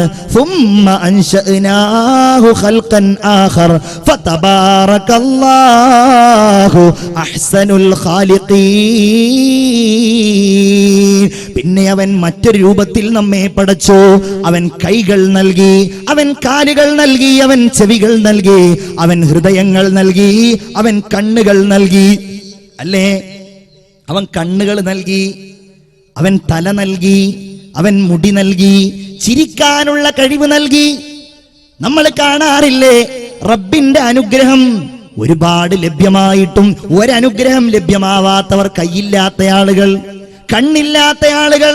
നമ്മളൊക്കെ നമ്മുടെ കണ്ണുകൾ ഉപയോഗിച്ചുകൊണ്ട് ഈ ഭൂമിയിലുള്ള ആയിരക്കണക്കിന് നിറങ്ങളെ തിരിച്ചറിയുമ്പോ, ആയിരക്കണക്കിന് വർണ്ണങ്ങളെ നമ്മൾ അറിയുമ്പോ, നമ്മുടെ മനസ്സിന് കൺകുളിർമ നമ്മൾ ഉണ്ടാക്കുമ്പോ അല്ലാഹുവിന്റെ വാക്ക് പടച്ചവൻ പറയുകയാണ്, നിങ്ങൾക്ക് വജഅല ലക്കുമുസ് സമഅ വൽ അബ്സാർ, നിങ്ങൾക്ക് നാം ചെവി നൽകിയില്ലേ, നിങ്ങൾക്ക് നാം കണ്ണുകൾ നൽകിയില്ലേ, നിങ്ങൾക്ക് നാം ഹൃദയം നൽകിയില്ലേ? ചിന്തിക്കണ്ടേ നിങ്ങൾ? അല്ല പറയാണ്, പക്ഷേ നിങ്ങൾ ചിന്തിക്കാറില്ല. ഖലീലം മാ തഷ്കുറൂൻ. രാവിലെയും വൈകുന്നേരവും AC ഇട്ട കാറിൽ നടന്നുകൊണ്ട് നമ്മൾ ഇങ്ങനെ സഞ്ചരിക്കുന്നതിനിടയിൽ എവിടെയെങ്കിലും വെച്ച് നമ്മുടെ ഈ ഭാഗത്തൊരു വേദന വന്നാലാണോ റബ്ബേ ഇത്രയും കാലം ഒരു കുഴപ്പവുമില്ലാതെ ഞാൻ നടന്നല്ലോ എന്ന് നമ്മൾ ആലോചിക്കുന്നത്? അപ്പോഴും ആലോചിക്കൂല. അതുകൊണ്ട് പ്രിയപ്പെട്ടവരെ, ഞാൻ ഓർമ്മിപ്പിക്കുകയാണ്, റബ്ബിന്റെ കാരുണ്യത്തെ നമ്മൾ അറിയണം. നമ്മുടെ ശരീരത്തിന്റെ ഓരോ ഭാഗങ്ങളും അല്ലാഹുവിന്റെ സൃഷ്ടിലോകമാണ്. നിങ്ങൾ ചിന്തിക്കുവോ, അല്ല ഇപ്പോഴും എന്നെ ഇങ്ങനെ സൃഷ്ടിച്ചുകൊണ്ടിരിക്കുകയാണ്.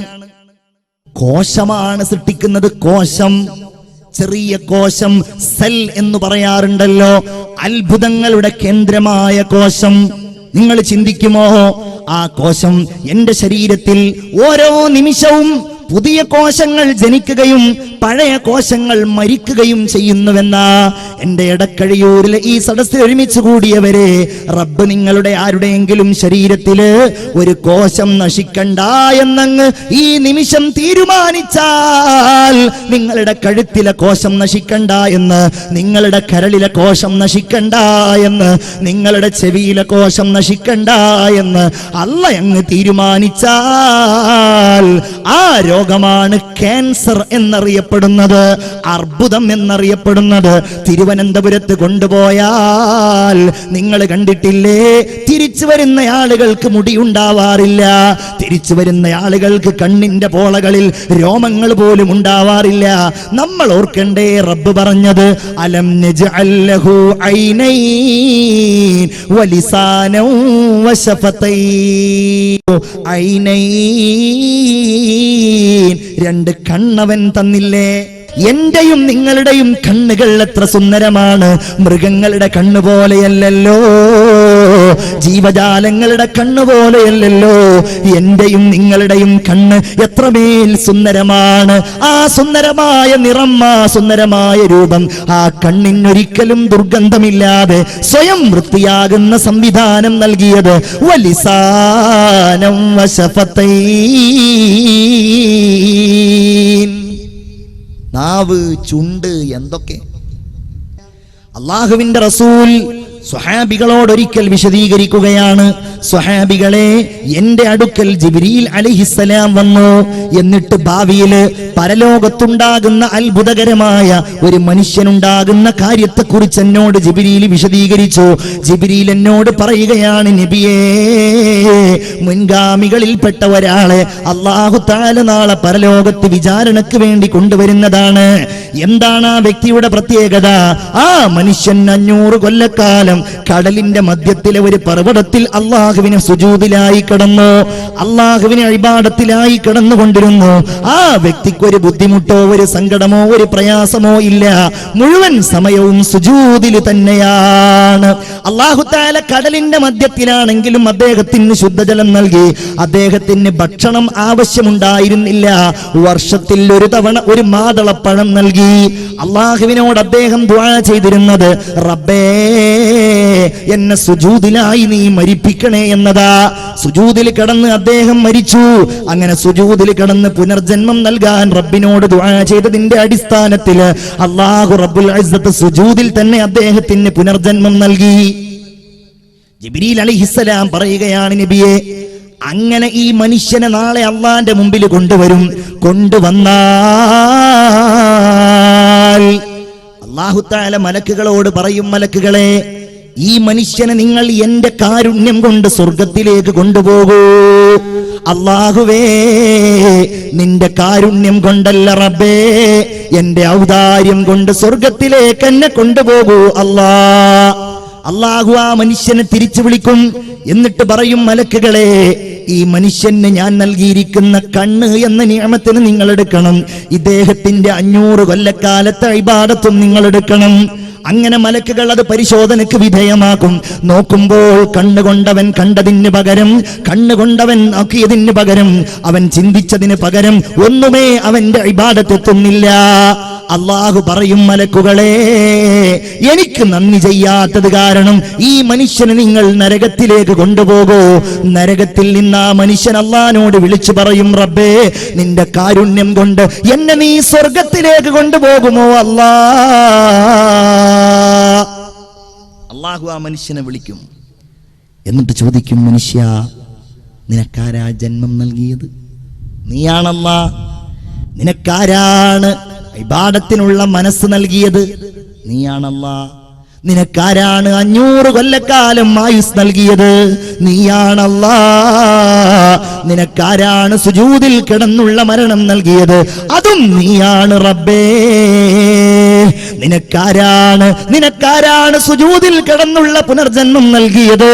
അതും നീയാണ് അല്ലാ. നിന്റെ ഔദാര്യം കൊണ്ട് എന്നെ സ്വർഗത്തിലേക്ക് എത്തിക്കണേ അല്ലാ.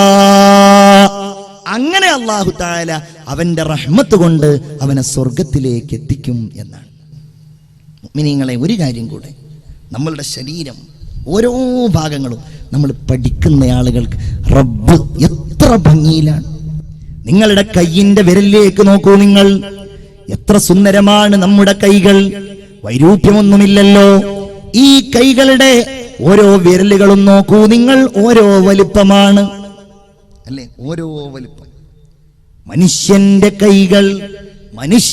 കൈകൾ കടുംപാറ പൊട്ടിച്ചുടക്കുന്ന കൈകൾ, ഇരുമ്പൊത്തു തല്ലി തഴമ്പിച്ച കൈകൾ, കലപ്പക്കഴത്തിൽ പുഴക്കുന്ന കൈകൾ.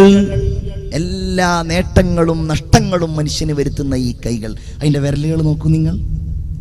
എന്തിനാണ് അല്ലാഹു തആല ഇങ്ങനെ ഒന്ന് നമ്മളൊരു സാധനം പിടിക്കുമ്പോ അത് ഒരേ വലിപ്പത്തിൽ വരാൻ വേണ്ടിയാണ്, ഒരേ രൂപത്തിൽ വരാൻ വേണ്ടിയാണ്.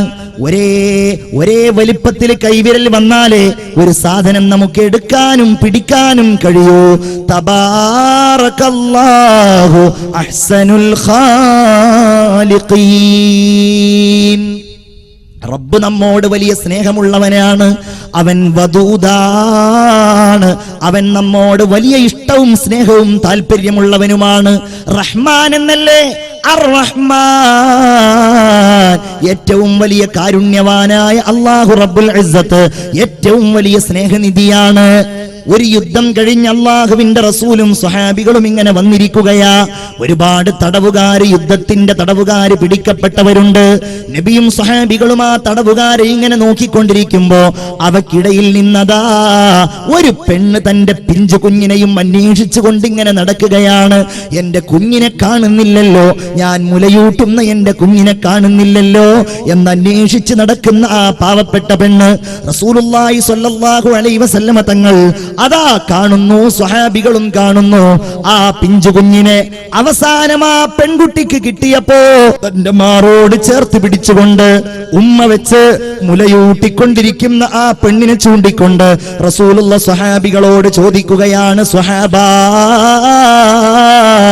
അതറൗന ഹാദിഹിൽ മർഅ, നിങ്ങൾ ഈ പെണ്ണിനെ കുറിച്ച് വിചാരിക്കുന്നുണ്ടോ?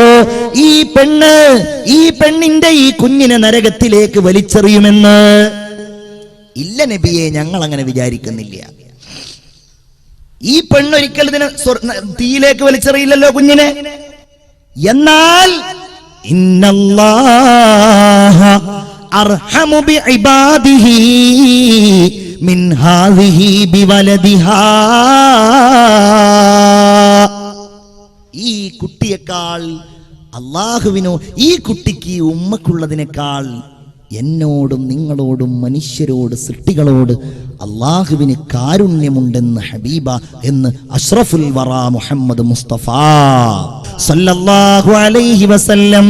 മുഹമ്മദ് കി ബാതേ മുഹമ്മദ് കി സീറത്ത് സുനെ ഔർ സുനാए ये जी चाहता है मदीना के आका दो आलम के मौला तेरे पास आए ये जी चाहता है. അല്ലാഹുവിന്റെ ഹബീബ് മുഹമ്മദ് മുസ്തഫ സല്ലല്ലാഹു അലൈഹി വസല്ലം പറയുകയാണ്. അതുകൊണ്ട് ആ ഭാഗം ഞാൻ അവിടെ നിർത്തുകയാണ്. അല്ലാഹു കാരുണ്യവാനാണ്, അവൻ കരുണാവാരിധിയാണ്. ജഅലല്ലാഹു റഹ്മത മിഅത ജുസ്ഇൻ, ഈ കാരുണ്യത്തെ അവൻ 100 ഭാഗങ്ങളാക്കി നിശ്ചയിച്ചിരിക്കുകയാണ്. ഫഅംസക ഇൻദഹു 99 ജുസ്ആ, 99 കാരുണ്യത്തിന്റെ ഭാഗങ്ങളെയും അവൻ തന്റെ അടുക്കൽ വെച്ചിരിക്കുകയാണ്. പ്രിയപ്പെട്ട വിശ്വാസികളെ, സ്നേഹിതന്മാരെ, നിങ്ങൾ ചിന്തിച്ചു നോക്കൂ. അല്ലാഹുവിന്റെ റസൂല് പറയുകയാണ്, അങ്ങനെ 99 ഭാഗവും അവൻ തന്റെ അടുക്കൽ പിടിച്ചു വെച്ചു. അതിൽപ്പെട്ട ഒരു കാരുണ്യത്തിന്റെ ഭാഗം അവൻ ഭൂമിയിലേക്ക് ഇറക്കിയിട്ടുണ്ട്. ആ ഇറക്കിയ ഭാഗം കൊണ്ടാണ് യതറാഹമുൽ ഖൽഖ്, സൃഷ്ടികൾ പരസ്പരം കാരുണ്യം ചെയ്യുന്നത്. ഹത്താ തർഫഅൽ ഫറസു ഹാഫിറഹാ അൻ വലദിഹാ ഖശ്യത അൻ തുസീബ. ഒരാട് അതല്ലെങ്കിൽ ഒരു മൃഗം തന്റെ കുഞ്ഞുങ്ങൾക്ക് പാലൂട്ടുമ്പോൾ കാൽ പൊക്കി പിടിക്കുന്നത് പോലും ഈ കാരുണ്യത്തിന്റെ ഭാഗമാണെന്ന് മുഹമ്മദ് മുസ്തഫ. ഇനി നമ്മൾ ചിന്തിക്കുന്നത്, റസൂലുള്ളാഹി അല്ലാഹു തആല നിയോഗിച്ചത് വമാ അർസൽനാക ഇല്ലാ റഹ്മത്തൽ ലിൽ ആലമീൻ. ഞാനത് വിശദമായി പറയുന്നില്ല. അല്ലാഹുവിന്റെ റസൂലിന്റെ അവതരണം തന്നെ കാരുണ്യമാണ്. മനുഷ്യർക്ക് മാത്രമല്ല, എല്ലാ ജീവജാലങ്ങൾക്കും. ചിന്തിക്കണം, എല്ലാ ജീവജാലങ്ങൾക്കും. ഇന്ന് ജീവജാലങ്ങൾ ആക്രമിക്കപ്പെടുകയാണ്, അല്ലേ? ജീവജാലങ്ങൾ, ആന, നമുക്കൊക്കെ ഭയങ്കര രസാണ്. നമ്മളുടെ ഉത്സവങ്ങൾക്ക്, നമ്മളുടെ അതുപോലുള്ള ആഘോഷങ്ങൾക്കൊക്കെ ആന നെറ്റിപ്പട്ടവും കെട്ടി ഇങ്ങനെ വരുന്നത്. പക്ഷേ ആനകൾ കേരളത്തിൽ പീഡിപ്പിക്കപ്പെടുന്നുണ്ടെന്ന് ആനപ്രേമി സംഘം ഇടക്കിടക്ക് പ്രസ്താവന ഇറക്കാറുണ്ട്. സത്യത്തിൽ മനുഷ്യന്മാരുടെ പ്രകൃതിയോടും നമ്മളുടെ ഇടയിലുള്ള ഈ പ്രകൃതിയോടും തീരെ യോജിക്കാത്ത ഒരു ജീവിയാണ് അത്ര ആന, അല്ലേ? നിങ്ങളൊന്ന് ചാവക്കാട് ഹൈവേയിൽ പോയി നിന്നാൽ, അതല്ലെങ്കിൽ നിങ്ങൾ ഈ എടക്കഴിയൂര് പോയി നിന്നാൽ നിങ്ങൾക്ക് ചിലപ്പോൾ കാണാൻ കഴിയും, വാഹനത്തിൽ ഇങ്ങനെ വലിയ വലിയ പോത്ത് അല്ലെങ്കിൽ കാളകളൊക്കെ ഇങ്ങനെ ഒന്നിച്ച് കെട്ടിയിട്ട് 10, 12, 20 കാളകളെയും പോത്തുകളെയൊക്കെ. ഈ അടുത്ത് പത്രത്തിലുണ്ടായിരുന്നു. എന്ത് പത്രത്തിലും അതുപോലെ തന്നെ ഒരു ദൃശ്യം വന്നിരുന്നു. ഒരു മൂരി അറുക്കാൻ വേണ്ടി കൊണ്ടുവന്ന ഒരു കാള, ആ കാള അവശത കാരണം എഴുന്നേൽക്കുന്നില്ല എന്ന് കണ്ടപ്പോ അതിന്റെ ഗുഹ്യസ്ഥാനത്തും കണ്ണിലും മുളക് തേച്ചുകൊണ്ട് വൃത്തികെട്ട മനുഷ്യന്മാര് ആ പാവമൃഗത്തെ എഴുന്നേൽപ്പിക്കാൻ. അല്ലെ, ഞാൻ ഈ അടുത്ത് വേറൊരു ദൃശ്യം കണ്ടത്, ഒന്ന് നന്നായിട്ട് അറുക്കാൻ പോലും മനുഷ്യന്മാര് തയ്യാറാകുന്നില്ല. തലക്ക് ഇടിച്ചുകൊണ്ട് കൊല്ലുക. കേരളത്തിന്റെ പുറത്ത് ഒരുപാട് കാലം ജീവിച്ച ഒരു ചെറുപ്പക്കാരനുമായി ഞാനിതിങ്ങനെ വേദനയോടെ പങ്കുവെച്ചപ്പോൾ അയാൾ എന്നോട് പറഞ്ഞു, ഞാനങ്ങനെ കണ്ടിട്ടുണ്ട്, തലക്കടിച്ചിട്ട് മൃഗങ്ങളെ കൊല്ലുന്നത് ഞാൻ കണ്ടിട്ടുണ്ട് എന്ന് പറഞ്ഞു. എന്തൊരവസ്ഥ! നിങ്ങൾ ചിന്തിച്ചു നോക്കൂ. ലോകത്തെ ഏറ്റവും കൂടുതൽ പീഡിപ്പിക്കപ്പെടുന്ന ഒരു ജീവിയാണ് കോഴി എന്ന് പറയുന്ന ജീവി. പക്ഷെ നമ്മളാരും അത് പീഡിപ്പിക്കപ്പെടുന്ന ഒച്ച കേൾക്കാറില്ല. കാരണം ഒച്ച ഇല്ലാത്ത കോഴികളെയാണ് നമ്മളെല്ലാവരും നിരന്തരമായിട്ട് കശാപ്പ് ചെയ്യാറുള്ളത്. ഞാൻ കോഴിക്കെതിരെ ശബ്ദിക്കുകയല്ല കേട്ടോ. നിങ്ങൾ ശവായിയോ കടായിയോ ചിക്കൻ പൊരിച്ചിട്ടോ ബോധം കെടുത്തിയിട്ടോ എങ്ങനെ വേണമെങ്കിലും കഴിച്ചോ, എനിക്കതിൽ യാതൊരു വിരോധവുമില്ല. പക്ഷേ കോഴികളോട് കാരുണ്യം കാണിക്കാറുണ്ടോ നമ്മൾ? അല്ലേ? കോഴിക്കട നടത്തുന്നവരൊന്നും എന്നോട് പ്രതിഷേധിക്കാൻ നിൽക്കണ്ട.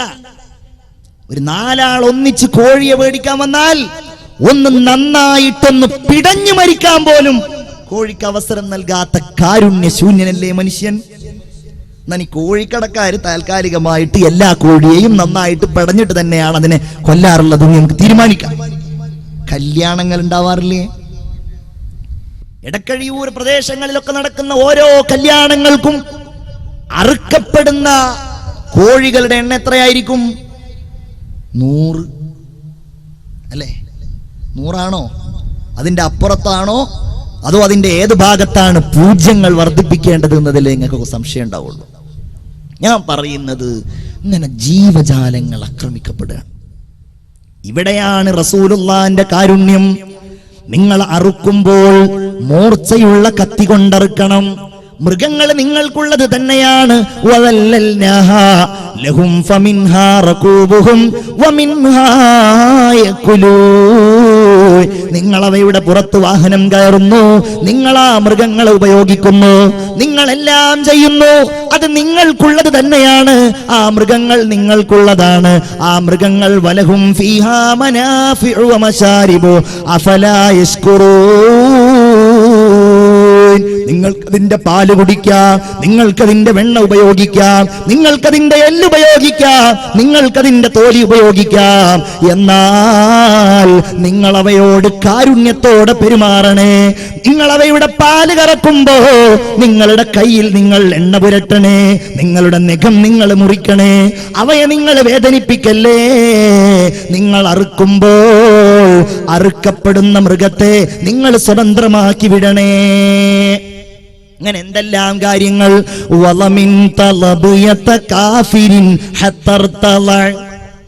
അതാണ് കാരുണ്യം എന്ന് പറഞ്ഞാൽ. മൃഗങ്ങളോട് കാരുണ്യം കാണിച്ചു റസൂലുള്ളാഹി സ്വല്ലല്ലാഹു അലൈഹി വസല്ലം. ഒരു അൻസാരിയായ ചെറുപ്പക്കാരന്റെ തോട്ടത്തിലേക്ക് ഇങ്ങനെ കടന്നു ചെല്ലുകയാണ്. ആ തോട്ടത്തിലേക്ക് ചെല്ലുമ്പോഴതാ ഒരൊട്ടകം നബിയുടെ സമീപത്ത് വരുന്നു. ആ ഒട്ടകം റസൂലുള്ളാഹിനെ കണ്ടപ്പോ തന്റെ കഴുത്തിങ്ങനെ നീട്ടിയിട്ട് ഹബീബായ നബിയുടെ മുമ്പിൽ ഇങ്ങനെ നിൽക്കുന്നു. മുഹമ്മദ് നബി തന്റെ മൃദുലമായ കൈകൾ കൊണ്ട് ആ ഒട്ടകത്തിന്റെ താടയുടെ ഭാഗം ഇങ്ങനെ തടവിക്കൊടുക്കുകയാണ്. ആ ഒട്ടകത്തിന്റെ കണ്ണീരിങ്ങനെ ഒഴുകുന്നുണ്ട്. ആ ഒട്ടകം ഇങ്ങനെ കരയുന്നുണ്ട്. റസൂലുള്ള വിളിച്ചു ചോദിച്ചു, മൻ റബ്ബു ഹാദൽ ജമൽ.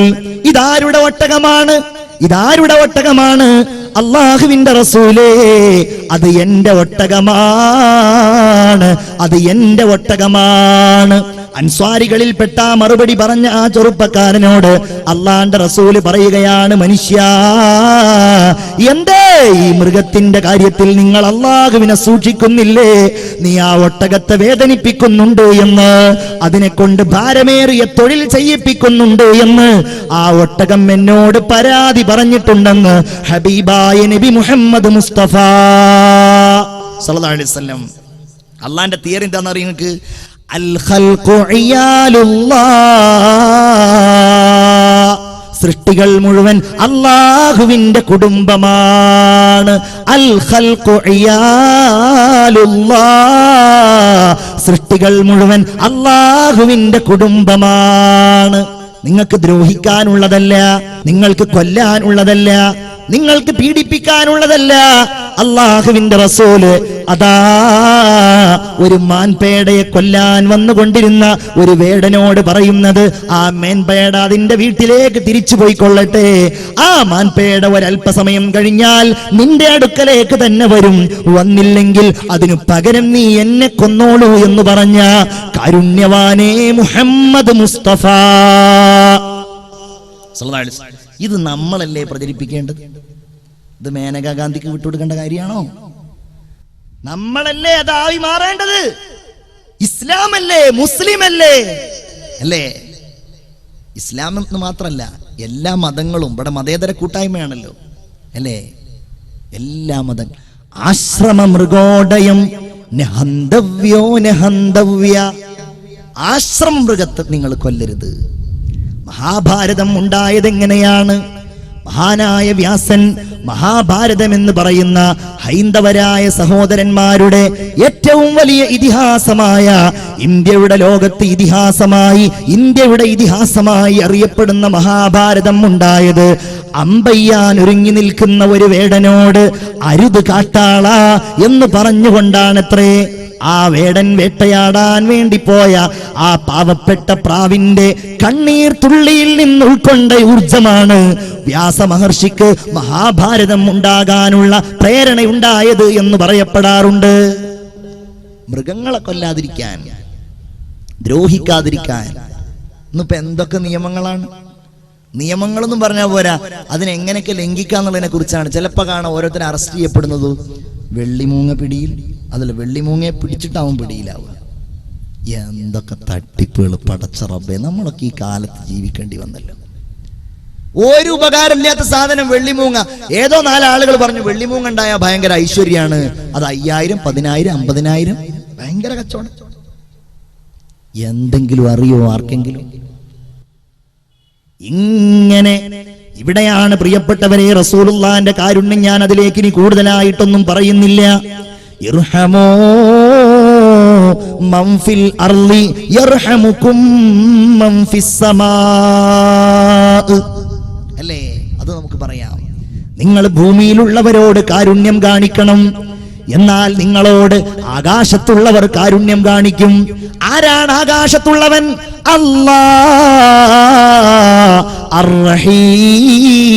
അർ-റഹീം. അവൻ ഈ ലോകത്തവന് വഴിപ്പെട്ടാൽ, ഈ ലോകത്ത് അല്ലാഹുവിന്റെ നിയമം അനുസരിച്ച് ജീവിച്ചാൽ, ഈ ലോകത്ത് ഹറാമിനെ ഒഴിവാക്കിയാൽ, ഈ ലോകത്ത് നിസ്കരിച്ചാൽ, നോമ്പെടുത്താൽ, പരലോകത്ത് വെച്ച് അല്ലാഹുവിന്റെ കാരുണ്യം യർഹമുകും മൻ ഫിസ് സമാ. അത് നമ്മൾ ജീവിതത്തിന്റെ ഭാഗമായിട്ട് എടുക്കണം. അള്ളാന്റെ കാരുണ്യം അത് നമുക്ക് കുറെ കിട്ടി, ഇനിയും കിട്ടണം. കുറെ കിട്ടിയതാണ് ഞാൻ ഇങ്ങനെ വിശദീകരിച്ചത്. ഇനിയും കിട്ടണം. അതിനെന്തു വേണം? ഇർഹമോ മൻ ഫിൽ അർള്. കണ്ടില്ലേ? ശത്രുവാണെങ്കിൽ പോലും അല്ലാഹുവിന്റെ റസൂല് ചെയ്തതെന്താണ്? तानबी का दुश्मनों के साथ उल्फत का सुलूक, दोस्त बन जाते थे दुश्मन आपके अखलाक पर. അല്ലേ? ശത്രുവാണെങ്കിലും കാരുണ്യം. മനുഷ്യരോട്, ജീവജാലങ്ങളോട്, എല്ലാവരോടും കാരുണ്യം. ശത്രുവാണെങ്കിൽ പോലും ചിന്തിക്കണേ, ചിന്തിക്കണേ. റസൂലുള്ളാഹിന്റെ പുന്നാര മകളായിരുന്നു സൈനബ് റളിയല്ലാഹു തആല അൻഹ, മൂത്ത മകൾ. ആലോചിച്ചു നോക്കൂ, മൂത്ത മകളായ സൈനബ് വല്ലാത്ത വേദന സമ്മാനിച്ച മകളാണ്. ഖദീജ ബീവി സൈനബിന്റെ ചെറുപ്പത്തിലെ വഫാത്തായിട്ടുണ്ട്. വീട്ടിലുള്ള മുഴുവൻ കാര്യങ്ങളും നിയന്ത്രിക്കുന്ന സൈനബാണ്. സൈനബിനെ കല്യാണം കഴിച്ചത് റസൂലുള്ളാഹിയെ വിശ്വസിക്കാത്ത ഒരാളായിരുന്നു. റസൂലുള്ള മദീനയിലേക്ക് ഹിജറ പോകുമ്പോ കൂടെ സൈനബ് എന്ന് പറയുന്ന പെൺകുട്ടി പോരുന്നില്ല. 2-3 കൊല്ലം കഴിഞ്ഞിട്ടാണ് സൈനബ് റളിയല്ലാഹു തആല അൻഹുവിനെ കൂട്ടിക്കൊണ്ടുവരാൻ വേണ്ടിയിട്ട് ഒരു സ്വഹാബിയെ പറഞ്ഞേക്കുന്നത്. ഉസാമത്ത് ബിൻ സൈദ് റളിയല്ലാഹു അൻഹുവിനെ പറഞ്ഞേക്കുന്നത്. ഉസാമത്ത് ബിൻ സൈദ് റളിയല്ലാഹു അൻഹു സൈനബ് എന്ന് പറയുന്ന റസൂലുള്ളാഹിന്റെ പുന്നാര മകളെ ആരും കാണാതെ തർത്തനം കൊണ്ടുവരുമ്പോ, ഒരൊട്ടകപ്പുറത്ത് വരുമ്പോ സൈനബ് ഗർഭിണിയാണ്. ഗർഭിണിയായ സൈനബിനെ ഭർത്താവിന്റെ ഗോത്രക്കാര് തടഞ്ഞു വെക്കുകയാണ്. തടഞ്ഞു വെച്ചുവെന്ന് മാത്രമല്ല, സൈനബിനെ വലിയ ഒരു കുന്തം കൊണ്ടങ്ങ് കുത്തുകയാ. സൈനബിനെ കുന്തം കൊണ്ട് കുത്തിയിട്ട് സൈനബ് റളിയല്ലാഹു അൻഹ ഒട്ടകപ്പുറത്ത് നിന്ന് താഴെ വീണു. മുഅ്മിനേ, ഒട്ടകപ്പുറത്ത് നിന്ന് താഴെ വീണിട്ട് സൈനബിന് വല്ലാത്ത രോഗം ബാധിച്ചു. പിന്നെ അവർക്ക് എഴുന്നേൽക്കാൻ കഴിഞ്ഞില്ല. മദീനയിൽ എങ്ങനെയോ അവരെത്തിപ്പെട്ടു. മദീനയിലെത്തിയിട്ട് സൈനബ് കൂടുതൽ കാലം ജീവിച്ചില്ല. മുത്തു റസൂലിന്റെ ദുഃഖമല്ലേ, ജീവിതത്തിന്റെ സങ്കടമല്ലേ, മക്കള് മുഴുവൻ മരിച്ചു കൊണ്ടിരിക്കുന്നതിനിടയില് സൈനബ് റളിയല്ലാഹു അൻഹയും ലോകത്തോട് വിട പറഞ്ഞു പോയി.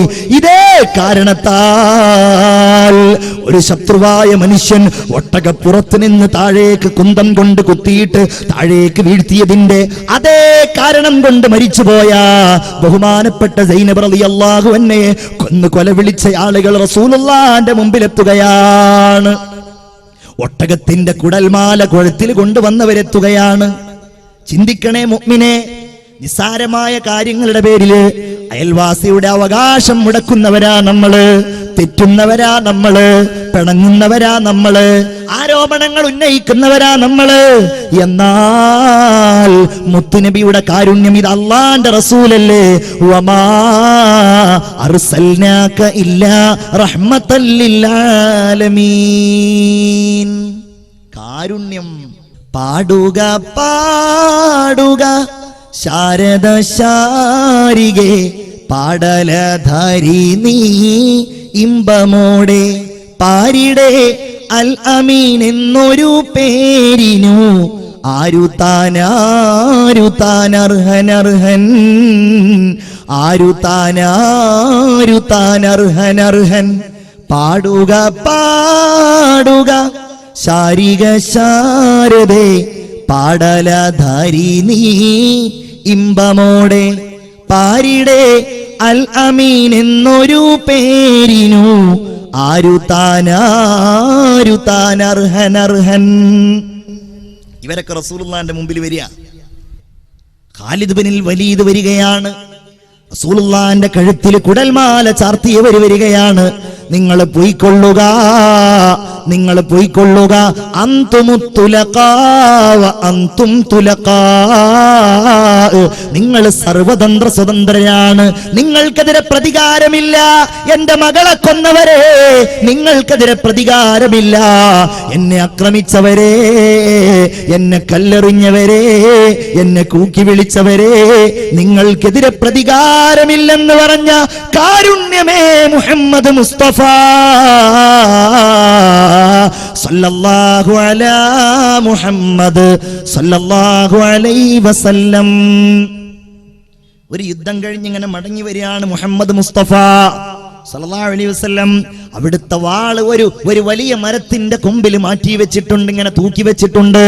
സ്വഹാബികളൊക്കെ കുറച്ച് അപ്പുറത്താണ് ഉറങ്ങുന്നത്.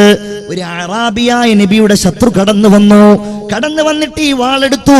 ഉറങ്ങുന്ന നബിയെ തട്ടി ഉണർത്തിക്കൊണ്ട് ചോദിച്ചു, മുഹമ്മദേ മൻ യംനഉക മിന്നി, നിന്നെ കൊല്ലാൻ പോവാണ്, ആരാണ് എന്നിൽ നിന്ന് നിന്നെ തടയാ? ഉണ്ടെങ്കിൽ വരട്ടെ. റസൂൽ ഒരൊറ്റ മറുപടിയാണ്, അല്ലാഹ്. അല്ലാഹ്. 3 തവണ അവന്റെ കൈ വിറച്ചു, അവന്റെ നെഞ്ചകം പിടച്ചു. ആ വാള് താഴേക്ക് നിലത്ത് വീണു.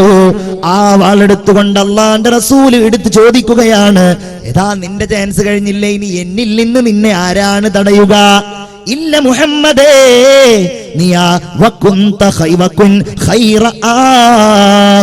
എന്നെ ഒന്നും ചെയ്യല്ലേ, നീ ആ വാളൊന്ന് നന്നായി പിടിക്ക്, എന്നെ ആക്രമിക്കല്ലേ. റസൂലുള്ള വാള് താഴ്ത്തിയിട്ട് പറഞ്ഞു, നിന്നെ ഞാൻ വെറുതെ വിടാം, പകരം നീ മുസ്ലിമാകണം. ഇയാൾക്ക് അപ്പോഴും വാശി, മുസ്ലിം ഒന്നും ആവൂല. പകരം ഒരു കാര്യം ചെയ്യാ, ഇനി ആരെങ്കിലും നിങ്ങൾക്കെതിരെ യുദ്ധം ചെയ്യുകയാണെങ്കിൽ അവരുടെ കൂടെ ഞാൻ ഉണ്ടാവൂല, ആ ഉറപ്പ് ഞാൻ തരാ. മതി, അയാളെ വിട്ടയച്ചല്ലോ. തന്നെ കൊല്ലാൻ വേണ്ടി വന്ന ശത്രുവിനെ സ്വതന്ത്രമാക്കി വിട്ടയച്ച മുഹമ്മദ് മുസ്തഫ സല്ലല്ലാഹു അലൈഹി വസല്ലം. സ്വഹാബികളും അങ്ങനെയാണ്. മുഹമ്മദുർ റസൂലുള്ളാഹ് വല്ലദീന മഅഹു അശിദ്ദാഉ അലൽ കുഫാർ. സ്വഹാബികളും അങ്ങനെയാണ്.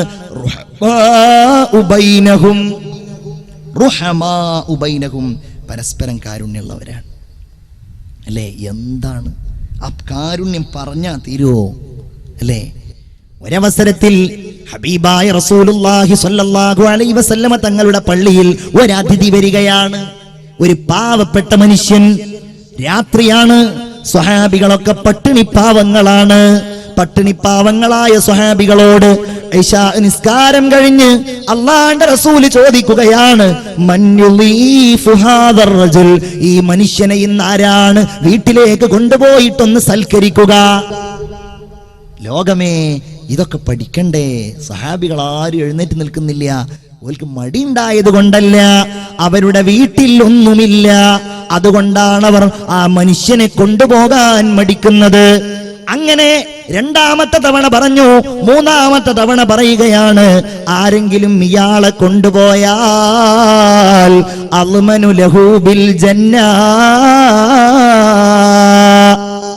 അയാൾക്ക് ഞാൻ സ്വർഗം തരാം. ഇതങ്ങ് കേട്ടപാടെ അതാ എഴുന്നേറ്റ് നിൽക്കുന്നു ബഹുമാനപ്പെട്ട ത്വൽഹ റളിയല്ലാഹു അൻഹു. അബൂ ത്വൽഹത്തുൽ അൻസാരി പറഞ്ഞു, നബിയേ, എന്റെ കൂടെ പറഞ്ഞേക്കുമോ? പറഞ്ഞയച്ചിട്ടാ അതിഥിയുമായി വീട്ടിലേക്ക് കടന്നു ചെല്ലുകയാണ്. നമ്മളൊന്നും അങ്ങനെ പറഞ്ഞിട്ട് തന്നെ ചെല്ലുകയാണെങ്കിൽ നമ്മുടെ ഭാര്യയുടെ മുഖം എങ്ങനെയായിരിക്കും എന്ന് ഞാൻ പറയുന്നില്ല, കാരണം അപ്പുറത്തിരുന്ന് വെറുതെ പ്രതിഷേധിക്കും. അത് പറയേണ്ട ആവശ്യമില്ല അല്ലേ? ഒരു കട്ടൻ ചായ ഉണ്ടാക്കി കൊടുത്താൽ മതി. എന്നാലും അതിഥി വരുമ്പോ നമ്മളുടെയൊക്കെ സമീപനം എങ്ങനെയാണ്? ഈ ഭാര്യ സ്വീകരിച്ചു. ഭക്ഷണമൊന്നുമില്ല, ഭാര്യ പറയുകയാണ്, അബൂ ത്വൽഹ എന്നവരെ, നമ്മുടെ കുട്ടികളുണ്ടല്ലോ, അവർക്കുള്ള ഏതാനും ചില ഭക്ഷണമല്ലാതെ നമ്മുടെ അടുക്കലൊന്നുമില്ല. ഞാനും നിങ്ങളും ഇന്ന് പട്ടിണിയാ. നമ്മുടെ കുട്ടികളുടെ ഭക്ഷണമല്ലാതെ ഒന്നും ഇന്നില്ല. അതുകൊണ്ട് ഞാനൊരു കാര്യം ചെയ്യാം. ആ പെണ്ണ് പറയുകയാണ്, ഉലാഇബു മഅസ്സിബിയാൻ, ആ കുട്ടികളുമായി ഞാൻ കളിച്ചുകൊള്ളാം. എന്നിട്ട് ആ കുട്ടികളെ ഞാൻ ഉറക്കിക്കൊള്ളാം. കുട്ടികൾ ഉറങ്ങിക്കഴിഞ്ഞാൽ നമുക്ക് ആ കുട്ടികളുടെ ഭക്ഷണം എടുത്തുകൊണ്ട് അതിഥിക്ക് കൊടുക്കാം. അതിഥി അതങ്ങ് കഴിക്കാൻ തുടങ്ങുമ്പോ ഞാൻ വിളക്ക് ഊതാം. വിളക്ക് ഊതിയിട്ട് അതിഥിയുടെ കൂടെ നിങ്ങൾ കഴിക്കുന്നുണ്ട് എന്ന് അഭിനയിച്ചാൽ മതി. കുട്ടികളെ ഉറക്കി, കുട്ടികൾക്കുള്ള പത്തിരി കൊണ്ടുവന്നു. ആ പത്തിരി അതാ അതിഥിയുടെ മുമ്പിൽ വെക്കുകയാണ്. അതിഥിയുടെ മുമ്പിൽ അങ്ങ് എത്തിയപ്പോഴേക്ക് വിളക്കൂതി. അബൂ ത്വൽഹ എന്ത് ചെയ്തെന്നറിയുമോ? ഞാൻ ഭക്ഷണം കഴിക്കുന്നുണ്ടെന്ന രീതിയിൽ വായ കൊണ്ടിങ്ങനെ അഭിനയിച്ചു. അതിഥിക്കൊരു പിളക്കും, അതിഥിക്ക് നല്ല ഒരു പായയും തലയിണയും കൊടുത്ത് കിടത്തി ഉണർത്തിക്കൊണ്ട്, കിടത്തി ഉറക്കിക്കൊണ്ട് പിറ്റേ ദിവസം സുബഹിക്ക് പള്ളിയിൽ പോയി. ജമാഅത്ത് കഴിഞ്ഞ് എല്ലാവരും പിരിയുമ്പോൾ അല്ലാഹുവിന്റെ റസൂൽ പറയുകയാണ്, സ്വഹാബികളെ നിങ്ങളിരിക്കണം. അതാ അബൂ ത്വൽഹയും ഭാര്യയും ഇന്നലെ ചെയ്ത പ്രവർത്തനമുണ്ടല്ലോ, ആകാശലോകത്തുള്ളവരെ സന്തോഷിപ്പിച്ചിരിക്കുന്നു. ഇന്നലെ എന്റെ അടുക്കലേക്ക് ജിബ്രീൽ വന്നിരിക്കുന്നു. അബൂ ത്വൽഹ, നിങ്ങളുടെ കാര്യം പറഞ്ഞുകൊണ്ട് എന്റെ അടുക്കലേക്ക് ഇന്നലെ ഖുർആൻ അവതീർണമായിരിക്കുന്നു. ചില ആളുകൾ ജനങ്ങൾക്കിടയിലുണ്ട് നബിയേ, അവരുടെ ഹൃദയത്തിൽ, അവരുടെ വയറ്റിൽ വേദനയുണ്ടെങ്കിലും, അവർക്ക് വിശപ്പുണ്ടെങ്കിലും, വയുസിറൂന അലാ അൻഫുസിഹിം, അത് പല രീതിയിലും വരാം. ഭ്രാന്തെന്ന രീതിയിൽ വരാം, ബുദ്ധിഭ്രമം വരാം, മതിഭ്രമം വരാം. നമ്മളൊക്കെ വലിയ ബുദ്ധിമാനികളായി ഇങ്ങനെ നടക്കുമ്പോ, നമ്മളിങ്ങനെ ഭ്രാന്തന്മാരെ കളിയാക്കുമ്പോ നമ്മൾ ആലോചിക്കണേ, നമ്മൾ അവരെ കളിയാക്കരുത്. അവർ സ്വർഗവാസികളായേക്കാം, അവർക്ക് തക്ലീഫില്ല, അവർക്ക് നിസ്കാരമില്ല. നമ്മൾ പലപ്പോഴും അത്തരം രോഗികളെയോ അവരുടെ കുടുംബങ്ങളെയോ സഹായിക്കാറില്ല. ക്യാൻസർ രോഗികളെ നമ്മൾ സഹായിക്കും, കിഡ്നി രോഗികളെ നമ്മൾ സഹായിക്കും. ബുദ്ധിയുമായി ബന്ധപ്പെട്ട് രോഗമനുഭവിക്കുന്ന ഭ്രാന്തന്മാരായ ആളുകളെ, അപ്രകാരം മാനസിക അസ്വസ്ഥതയുള്ള ആളുകളെ അവരെ ചികിത്സിക്കുക എന്നത് മാത്രമല്ല, അവരുടെ കുടുംബത്തിന് ആവശ്യമായ തണൽ നമ്മുടെ കാരുണ്യത്തിന്റെ ഭാഗമായി നമ്മൾ നൽകണം. അനിവാര്യമാണ്. രോഗങ്ങൾക്കെതിരെ നമ്മൾ അല്ലാഹുവിനോട് ദുആ ചെയ്യണം. അല്ലാഹു നൽകുന്നതാണ്. കുല്ലൻ യുസീബനാ ഇല്ലാ മാ കതബല്ലാഹു ലനാ, അല്ലാഹു തരുന്നതാണ്. കിഡ്നി അല്ലാഹു തന്നതാണ്, അതിന്റെ രോഗവും അല്ലാഹു തന്നതാണ്. നമ്മൾ കണ്ണ് തുറക്കാതിരുന്നാൽ, ഈസാ നബി അലൈഹിസ്സലാം പറയാറുണ്ടായിരുന്നു, നിങ്ങൾ കണ്ണ് തുറന്ന് അല്ലാഹുവിനോട് ദുആ ചെയ്യണം, എങ്കിലേ നിങ്ങൾക്ക് ചുറ്റുപാടുള്ള കഷ്ടപ്പാടുകളെ, അവശതകളെ കാണാൻ കഴിയുകയുള്ളൂ എന്ന് ബഹുമാനപ്പെട്ട സയ്യിദുനാ ഈസാ അലൈഹിസ്സലാം പറയുകയാണ്. നമ്മൾ കാരുണ്യം കാണിക്കുക, നമ്മൾ ഫണ്ട് പിരിക്കുക, നമ്മൾ പണം എടുക്കുക, നമ്മൾ നമ്മുടെ സദഖ ചെയ്യുക. നമ്മൾ സദഖ ചെയ്തിട്ട് അത് കിഡ്നി രോഗികളുടെ ഡയാലിസിസിന് വേണ്ടി കൊടുക്കുക. നമുക്കിടയിൽ എത്രയോ ആളുകൾ ഉണ്ടല്ലോ കിഡ്നിയുമായി ബന്ധപ്പെട്ട അസുഖമുള്ള ആളുകൾ. അല്ലാഹു നമ്മെ കാത്തുരക്ഷിക്കുമാറാവട്ടെ. പ്രിയപ്പെട്ടവരെ, അങ്ങനെ ഒരു രോഗം അങ്ങ് വന്നു കഴിഞ്ഞാൽ ആ രോഗം വന്ന ആളുകൾക്ക് മാത്രമല്ല, ആ മനുഷ്യന്റെ ഭാര്യക്ക്, ആ മനുഷ്യന്റെ മാതാപിതാക്കൾക്ക്, അവന്റെ ബന്ധുക്കൾക്ക്, എല്ലാവർക്കും അതിന്റെ പ്രയാസമാണ്. എന്തൊരു ദുരിതമാണ്.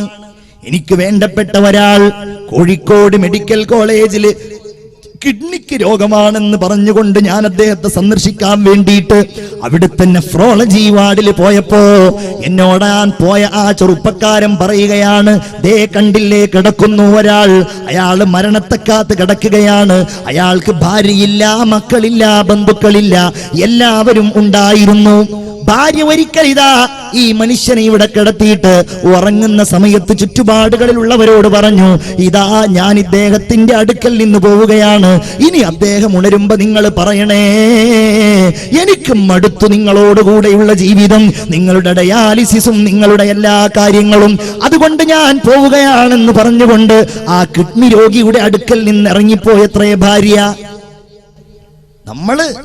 നമുക്കില്ല എന്ന് കരുതിയിട്ട് ഉള്ളവരെ കാണാതിരിക്കരുത്. അതാണ് ഇർഹമൂ മൻ ഫിൽ അർള്.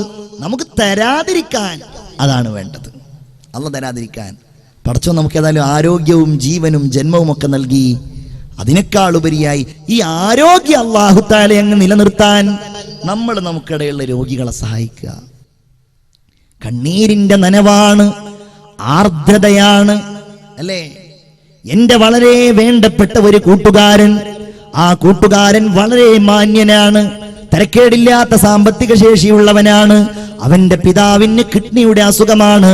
അങ്ങനെ അവന്റെ പിതാവിന് വേണ്ടി എല്ലാ ആഴ്ചയിലും 2 തവണ ഈ തൃശ്ശൂരിലുള്ള ദയാ ഹോസ്പിറ്റലിൽ വരും. കുറച്ചു മുൻപ് അങ്ങനെ വന്ന് ഓരോ ആഴ്ചയിലും 2000-ഉം 3000-ഉം ഒക്കെ ചെലവാണ്. പുറമെ വണ്ടിക്കും ചെലവാണ്. അങ്ങനെ ഒരു ദിവസം അവൻ എന്നോട് പറഞ്ഞു, എടാ ഇവിടെ നമ്മൾ നിന്നിട്ട് കാര്യമില്ല, ഞാൻ ഗൾഫിൽ പോവുകയാണ്. അങ്ങനെ ഗൾഫിൽ പോയി വർഷങ്ങളോളം അവൻ ആഴ്ചയിലും മാസങ്ങളിലും പണമയച്ചു. എന്നെ വിളിച്ചിട്ട് പറയും, ഉപ്പാന്റെ അസുഖം കാരണം ഞാൻ വേറെ ഒന്നും ആലോചിക്കുന്നില്ല, ഞാൻ നാട്ടിനെ കുറിച്ച് ആലോചിക്കുന്നില്ല, ഞാൻ ഇവിടെ തന്നെ അങ്ങ് കൂടുകയാണ്, ഉപ്പാക്ക് പണമില്ലല്ലോ. പലപ്പോഴും എനിക്ക് വലിയ വേദന തോന്നും. എനിക്ക് ജിദ്ദയിൽ പോകാൻ അവസരമുണ്ടായപ്പോ ഞാൻ അവന്റെ അടുക്കൽ പോയപ്പോ അവൻ കണ്ണീരോടുകൂടെ ഉപ്പാന്റെ അസുഖത്തെ കുറിച്ച് പറഞ്ഞു. അവൻ എന്നോട് പറഞ്ഞു, എനിക്ക് വേദനയില്ല, എനിക്ക് സങ്കടമില്ല, ഇതെന്റെ ഒരു വിധിയാണെന്ന് ഞാൻ കരുതുന്നു. അങ്ങനെ കുറെ കാലം കഴിഞ്ഞിട്ട് ഒരു ദിവസം അതാ എന്റെ നാട്ടിലൊരു ഇതുപോലൊരു ഫംഗ്ഷൻ ഉണ്ടായി. രോഗികളായ ആളുകൾക്ക് ചികിത്സാ സഹായമാണ്. അതിൽ പാവപ്പെട്ട ഞാൻ പങ്കെടുക്കുന്നുണ്ട്. അങ്ങനെ വേദിയിൽ ഞാൻ എത്തിയപ്പോ ചികിത്സക്ക് ഫണ്ടേറ്റ് വാങ്ങുന്ന, പൈസ ഏറ്റുവാങ്ങുന്ന രോഗികളുടെ മുഖത്തേക്ക് ഞാൻ നോക്കിയപ്പോ എന്റെ കണ്ണ് നിറഞ്ഞുപോയി. എന്റെ പിതാവിനെ പോലെ ഞാൻ കാണുന്ന പാവപ്പെട്ട ആ ചെറുപ്പക്കാരന്റെ, എന്റെ കൂട്ടുകാരന്റെ ഉപ്പയതാ തലയും താഴ്ത്തി മുന്നിലിരിക്കുകയാ. ആർക്കെങ്കിലും മോഹമുണ്ടാകുമോ പ്രിയപ്പെട്ടവരെ? രോഗമങ്ങ് വന്നാൽ, പണമങ്ങ് തീർന്നാൽ, ഭാര്യയുടെയും മക്കളുടെയും വല്ലാത്ത മുഖമങ്ങ് കണ്ടാൽ പിന്നെ എന്ത് മാന്യത, പിന്നെ എന്ത് സങ്കടം, പിന്നെ എന്ത് ദുഃഖം, പിന്നെ രോഗത്തിന്റെ രക്ഷയ്ക്ക് വേണ്ടി മരണം വരെ അങ്ങനെ കഴിഞ്ഞുകൂടുകയാണ്. നമ്മൾ മനസ്സിൽ കാണേണ്ടത് നമ്മുടെ രൂപമാണ്, നമ്മുടെ പിതാവിന്റെ രൂപമാണ്, നമ്മുടെ മാതാവിന്റെ രൂപമാണ്. രോഗത്തെ നമ്മൾ വല്ലാത്ത കാരുണ്യം ചെയ്യാനുള്ള, അല്ലേ? അതുകൊണ്ടാണ് നിങ്ങൾ തമ്മിലുള്ള ബാധ്യത.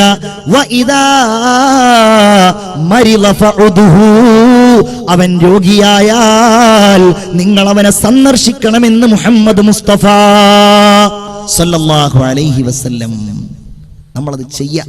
ഇർഹമൂ മൻ ഫിൽ അർള്. എല്ലാവരോടും, മാതാപിതാക്കൾ ഇല്ലാത്തവരോട്, മാതാപിതാക്കൾ നഷ്ടപ്പെട്ടവരോട്, അനാഥരോട്, അല്ലേ, അരക്ഷിതാവസ്ഥ അനുഭവിക്കുന്നവരോട്. നമുക്കാർക്കും അറിയില്ല ഉമ്മയില്ലാത്തതിന്റെ സങ്കടം എത്രയാണ്, വാപ്പില്ലാത്തതിന്റെ സങ്കടം എത്രയാണ്. നിങ്ങൾ അവരുടെ കണ്ണിലേക്ക് നോക്കിയിട്ടുണ്ടോ? ആ കണ്ണിൽ ഒരു നനവുണ്ടാകും. നമുക്കറിയില്ല, ഉമ്മയില്ലാത്തതിന്റെ സങ്കടം അറിയില്ല, കാരണം ഉമ്മ ഉണ്ട്, ഇപ്പോഴും ഉണ്ട്. അള്ളാഹു ദീർഘായുസ് നൽകുമാറാവട്ടെ. നിങ്ങളൊക്കെ ആമീൻ പറയും. എനിക്ക് എൻ്റെ ഉമ്മാക്ക് ചെയ്യാൻ കഴിയുന്നതല്ലേ? എൻ്റെ ഉമ്മാക്ക് എനിക്ക് ചെയ്യാൻ കഴിയുന്നത് എന്താ? നിങ്ങളെ കൊണ്ടൊക്കെ ഇങ്ങനെ ആമീൻ പറയിപ്പിക്കുക എന്നാണ്. നിങ്ങളൊക്കെ ആമീൻ പറയും. അള്ളാഹു അവർക്ക് ദീർഘായുസ് കൊടുക്കുമാറാകട്ടെ, അള്ളാഹു ആരോഗ്യം നിലനിർത്തി കൊടുക്കുമാറാവട്ടെ. നിങ്ങളുടെയും ഓരോരുത്തരുടെയും മാതാപിതാക്കൾ ജീവിച്ചിരിക്കുന്നുണ്ടെങ്കിൽ അള്ളാഹു അവർക്ക് ദീർഘായുസ് നൽകുമാറാവട്ടെ. മരിച്ചുപോയവർക്ക് അള്ളാഹു തആല പുറത്തു കൊടുക്കുമാറാവട്ടെ. ചിന്തിച്ചു നോക്കൂ. നമുക്കതിന്റെ ദുഃഖമറിയില്ല. അതിന്റെ ദുഃഖം നന്നായി അറിഞ്ഞ ആളാണ്, അവർ കാരുണ്യത്തിന്റെ അർഹരാണെന്ന് നന്നായി അറിഞ്ഞയാളാണ് മുഹമ്മദ് മുസ്തഫ സല്ലല്ലാഹു അലൈഹി വസല്ലം. കാരണം എന്താ? വാപ്പയില്ല, ജനിക്കുന്ന സമയത്ത് തന്നെ ഉപ്പയില്ല. അബവാഇൻ തീരത്ത് ആമിന ബീവി അന്ത്യ സമയത്ത് അവരന്ന് തേങ്ങി. 6-ാമത്തെ വയസ്സിലാണെങ്കിലോ മാതാവും മരിച്ചുപോയി, ഉമ്മയില്ല. ഒരു ദിവസം അതാ റസൂലുള്ളാഹി തങ്ങള് സ്വഹാബികളോടുകൂടെ ഇങ്ങനെ മദീനയിലൂടെ സഞ്ചരിച്ചു. ഒരു ഖബർ എന്ന് തോന്നിക്കുന്ന ഒരു ഭാഗത്ത് ചെന്നിരിക്കുകയാണ്. റസൂലുള്ളാഹി ഇങ്ങനെ കരയാൻ തുടങ്ങി. സ്വഹാബികൾ പറയുന്നു ഫബക്കൈന, ഞങ്ങളും കരഞ്ഞു. നബി ഞങ്ങളോട് ചോദിച്ചു, സ്വഹാബികളെ നിങ്ങൾ എന്തിനാണ് കരയുന്നത്? ബക്കൈത ഫബക്കൈന, നിങ്ങൾ കരയുന്നത് കണ്ടു, അത് കണ്ടപ്പോ ഞങ്ങളും കരഞ്ഞു. എന്തിനാണ് നബിയെ നിങ്ങൾ കരഞ്ഞത്? നിങ്ങൾ ശ്രദ്ധിക്കണേ, എന്തിനാണ് നബി കരഞ്ഞത്? അവിടുന്ന് സങ്കടത്തോടെ പറയുകയാണ്, ഹാദാ ഖബ്റു ഉമ്മി ആമിന, എന്റെ 6-ാമത്തെ വയസ്സിൽ എന്നോട് വിട പറഞ്ഞു പോയ എന്റെ പ്രിയപ്പെട്ട ഉമ്മയുണ്ടല്ലോ ആമിന ബീവി, ആ ആമിന ബീവിയുടെ ഖബറിടമാണിത്. എന്റെ ചെറുപ്പകാലം എനിക്ക് ഓർമ്മ വന്നു സ്വഹാബികളെ, അതുകൊണ്ടാണ് ഞാൻ കരഞ്ഞതെന്ന് മുഹമ്മദ് മുസ്തഫ സല്ലല്ലാഹു അലൈഹി വസല്ലം. നമുക്കാർക്കും ഇതിന്റെ വേദന അറിയില്ല. അതുകൊണ്ട് റസൂലുള്ളാഹി പറഞ്ഞു, നിങ്ങൾ അനാഥന്റെ കണ്ണീരൊപ്പണം, നിങ്ങളവന്റെ തലതടവണം. അവനോട് നിങ്ങൾ പരുഷമായി പെരുമാറരുത്, അവനെ നിങ്ങൾ അട്ടിയകറ്റരുത്. ഇദാ ബക്കൽ യതീം, ഒരനാഥനായ കുട്ടി കരഞ്ഞാൽ വഖഅത് ദുമൂഉഹു ഫീ കഫിർ റഹ്മാൻ, അല്ല കൈകൾ നീട്ടും, അള്ളാഹുവിന്റെ കരങ്ങളിലേക്ക് ഈ കുട്ടിയുടെ കണ്ണീരെത്തും. എന്നിട്ട് അല്ലാഹു തആല ചോദിക്കുമെന്നാണ്, മൻ അബ്കഹാദാ, ആരാണ് ഈ കുഞ്ഞിനെ കരയിപ്പിച്ചത്? ഈ കുഞ്ഞിനെ ആരാണ് കരയിപ്പിച്ചത് എന്ന് ചോദിക്കുകയും, മൻ അല്ലാഹു ഫലഹുൽ ജന്ന, നിങ്ങൾ ആരെങ്കിലും അവനെ തൃപ്തിപ്പെടുത്തിയാൽ, അവന്റെ കണ്ണീര് നിങ്ങൾ തുടച്ചാൽ നിങ്ങൾക്ക് സ്വർഗമുണ്ട്. ശ്രദ്ധിക്കണം, ചിന്തിക്കണം ആ കാര്യം. എന്റെ കാരുണ്യത്തിന്റെ പ്രവർത്തകന്മാരെ, നിങ്ങളുടെ നേതൃത്വത്തിൽ അനാഥരെ നിങ്ങൾ സംരക്ഷിക്കണം. അവർക്ക് വിദ്യാഭ്യാസം നൽകുക, അവരുടെ കാര്യങ്ങൾ ശ്രദ്ധിക്കുക.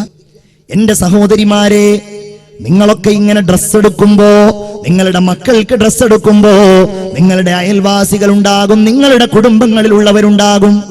കാരുണ്യം കാണിക്കുക അവരോട്, അല്ലേ?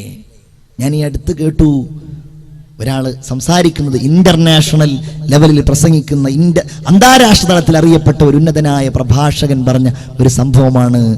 അമേരിക്കയിലോ ബ്രിട്ടനിലോ എവിടെയോ ഒരു സ്ഥലത്ത് ഒരു അധ്യാപകൻ ഒരിക്കൽ കുട്ടികളോട് ചോദിച്ചു, ഒരു ടീച്ചർ ചോദിച്ചു, കുട്ടികളോട് ചോദിച്ചു, നിങ്ങൾ ആരാവാൻ ആഗ്രഹിക്കുന്നു? കുട്ടികൾ ഓരോരുത്തരും, I want to become a doctor, an engineer, a collector, a judge എന്നൊക്കെ പറഞ്ഞിട്ട് ഓരോരുത്തരും, ഞാൻ ജഡ്ജ് ആവാന്, കലക്ടർ ആവാന്, ഡോക്ടർ ആവാന് ഓരോരുത്തർ പറഞ്ഞപ്പോൾ ഒരു കുട്ടി മാത്രം പറഞ്ഞു, I want to become a സ്വഹാബ, സ്വഹാബി, ഞാൻ ആഗ്രഹിക്കുന്നത് ഒരു സ്വഹാബി ആവാനാണ്. ടീച്ചർ ചോദിച്ചു, ഹു ഈസ് എ സ്വഹാബി? മോനെ, ആരാ ഒരു സ്വഹാബി? എനിക്കറിയില്ലല്ലോ, ഞാൻ ആദ്യമായിട്ട് കേൾക്കുകയാണല്ലോ. ഈ കുട്ടി പറഞ്ഞു, സ്വഹാബി ആരാണെന്ന് എനിക്കല്ല നന്നായിട്ടറിയാം, എന്റെ ഉമ്മക്കാണ്, എന്റെ ഉമ്മക്കാണ്. ടീച്ചർ ഉമ്മക്ക് ഫോൺ ചെയ്തു, നിങ്ങളുടെ മോൻ പറഞ്ഞത് ഒരു സ്വഹാബി ആവണമെന്നാണല്ലോ, ആരാണ് സ്വഹാബി? ഉമ്മ പറഞ്ഞു, സ്വഹാബി എന്ന് പറഞ്ഞാൽ അത് ആരാണെന്ന് പറഞ്ഞു തരണമെങ്കിൽ നേരിട്ട് വരണം. ടീച്ചർ നേരിട്ട് ചെന്നു. അള്ളാന്റെ റസൂലിന്റെ കൂടെ നിന്ന, സന്തോഷത്തിലും ദുഃഖത്തിലും കൂടെ നിന്ന അവിടുത്തെ അനുയായികളെ കുറിച്ച് ടീച്ചറോട് ഈ ഉമ്മ വിശദീകരിച്ചു. അങ്ങനെ ആ ടീച്ചർ അതെല്ലാം കേട്ട് സന്തോഷത്തോടെ തിരിച്ചു പോരുന്നതിന്റെ മുമ്പ് കുടുംബസമേതം ലാ ഇലാഹ ഇല്ലല്ലാഹ്, അവർ മുസ്ലിങ്ങളായി അവർ രണ്ടുപേരും, കുടുംബം, ഭാര്യയും ഭർത്താവും എല്ലാവരും കൂടെ. അങ്ങനെ ഒരു ദിവസം സ്കൂളിൽ നിന്ന് ഈ കുട്ടിയോട് ടീച്ചർ ചോദിച്ചു, എത്രേ മോനെ, നിനക്ക് സ്വഹാബിയാവണമെന്നല്ലേ പറഞ്ഞത്? നിനക്ക് ഏറ്റവും ഇഷ്ടമുള്ള സ്വഹാബി ഏതാണ്? ഈ കുട്ടി ഉടനടി പറഞ്ഞു, എനിക്ക് ഇഷ്ടമുള്ള സ്വഹാബി ബഷീർ റളിയല്ലാഹു അൻഹു ആണ്, സയ്യിദുനാ ബഷീർ റളിയല്ലാഹു അൻഹു. എന്താണ് മോനെ നീ അദ്ദേഹത്തെ ഇഷ്ടപ്പെടാനുള്ള കാരണം? ആ കുട്ടി പറയുകയാണ്, എന്റെ ഉമ്മ എനിക്ക് രാവിൽ പറഞ്ഞു തന്ന കഥയാണ്, അങ്ങനെയാണ് എനിക്ക് ബഷീറിനെ ഇഷ്ടമായത്. എന്ന് പറഞ്ഞുകൊണ്ട് ഈ കുട്ടി പറയുകയാണത്രേ, അള്ളാഹുവിന്റെ റസൂലിന്റെ കൂടെ നൂറുകണക്കിന് സ്വഹാബികൾ ഉഹദിന്റെ പോർക്കളത്തിലേക്ക് പോയി. കൂട്ടത്തിൽ ബഷീർ എന്ന കുട്ടിയുടെ പിതാവുമുണ്ട്. ഈ കുട്ടിയുണ്ടല്ലോ യുദ്ധം കഴിഞ്ഞ് മ്ലാനവദനരായി തിരിച്ചു വരുന്ന നബിയെയും സ്വഹാബികളെയും ഇങ്ങനെ കാത്തു നിൽക്കുകയാണ്. ഓരോരുത്തർ വന്നു. അവർക്കിടയിൽ മുഹമ്മദ് മുസ്തഫ സല്ലല്ലാഹു അലൈഹി വസല്ലമയും വന്നു. ബഷീർ എന്ന കുട്ടി റസൂലുള്ളാഹിന്റെ അടുക്കൽ ചെന്ന് ചോദിക്കുകയാണ്, ഐന അബീ യാ റസൂലല്ലാഹ്, എന്റെ ഉപ്പ എവിടെയാണ് നബിയേ? റസൂലുള്ള കുട്ടിയുടെ മുഖത്ത് നോക്കി. അവിടുത്തെ കണ്ണുകൾ നിറഞ്ഞു. എന്തു പറയണം ഈ കുട്ടിയോട്? കാരണം ഈ കുട്ടിയുടെ ഉപ്പ ഉഹദ് യുദ്ധത്തിൽ രക്തസാക്ഷിയായിട്ടുണ്ട്. എന്തു പറയണം? റസൂലുള്ള മുഖം തിരിച്ചു കളഞ്ഞു. രണ്ടാമതും ഈ കുട്ടി ചോദിക്കുകയാണ്, നബിയെ പറയുമോ എവിടെയാണ് എന്റെ ഉപ്പ? യാ ഹബീബല്ലാഹ്, അള്ളാഹുവിന്റെ റസൂല മകനെ, ആ പിഞ്ചു മകനെ തന്റെ ശരീരത്തോട് ചേർത്ത് പിടിച്ചു. അവന്റെ കണ്ണുകളിലേക്ക് ഉറ്റുനോക്കിക്കൊണ്ട് മുത്തുനബി പറയുകയാണ്, മോനെ നിന്റെ ഉപ്പ ഞാനാണെന്ന് പറഞ്ഞാൽ നിന്റെ ഉപ്പ ഞാനാകുന്നത് നിനക്കിഷ്ടമല്ലേ മോനെ? നിന്റെ ഉമ്മ ആയിഷയാണ് മോനെ, അത് നിനക്കിഷ്ടമല്ലേ? അതേ നബിയെ, എനിക്കിഷ്ടമാണ്. ഈ കുട്ടി തന്റെ ഉപ്പയെ മറന്നു, തന്റെ ഉമ്മയെ മറന്നു, തന്റെ എല്ലാം മറന്നുകൊണ്ട് റസൂലുള്ളാഹിന്റെ അടുക്കൽ നിന്ന് മദീനയുടെ തെരുവിലേക്ക് ഇറങ്ങുകയാണ്. ഓരോ വീടുകളുടെയും വാതിലിൽ മുട്ടി വിളിച്ചുകൊണ്ട് ഈ പിഞ്ചുബാലൻ പറയുകയാണ്, അറിഞ്ഞില്ലേ എന്റെ ഉപ്പ നബിയാണ്, എന്റെ ഉപ്പ ഹബീബായ മുഹമ്മദ് നബിയാ. നിങ്ങൾ അറിഞ്ഞില്ലേ മദീന നിവാസികളെ എന്ന്? മദീനയിലൂടെ ഈ കുട്ടി വിളിച്ചു പറഞ്ഞു നടന്നു എന്ന് ആ പിഞ്ചുബാലൻ പറഞ്ഞു കൊടുക്കുകയാണ്. അതുകൊണ്ടാണ് എനിക്ക് ബഷീർ റളിയല്ലാഹു അൻഹു ഇഷ്ടമായത്. ഉപ്പായെപ്പോലും അല്ലാഹുവിന്റെ റസൂലിന്റെ മുമ്പിൽ മറന്നു. എന്ത് കാരണം? റസൂലുള്ളാഹി അങ്ങനെയാണ്.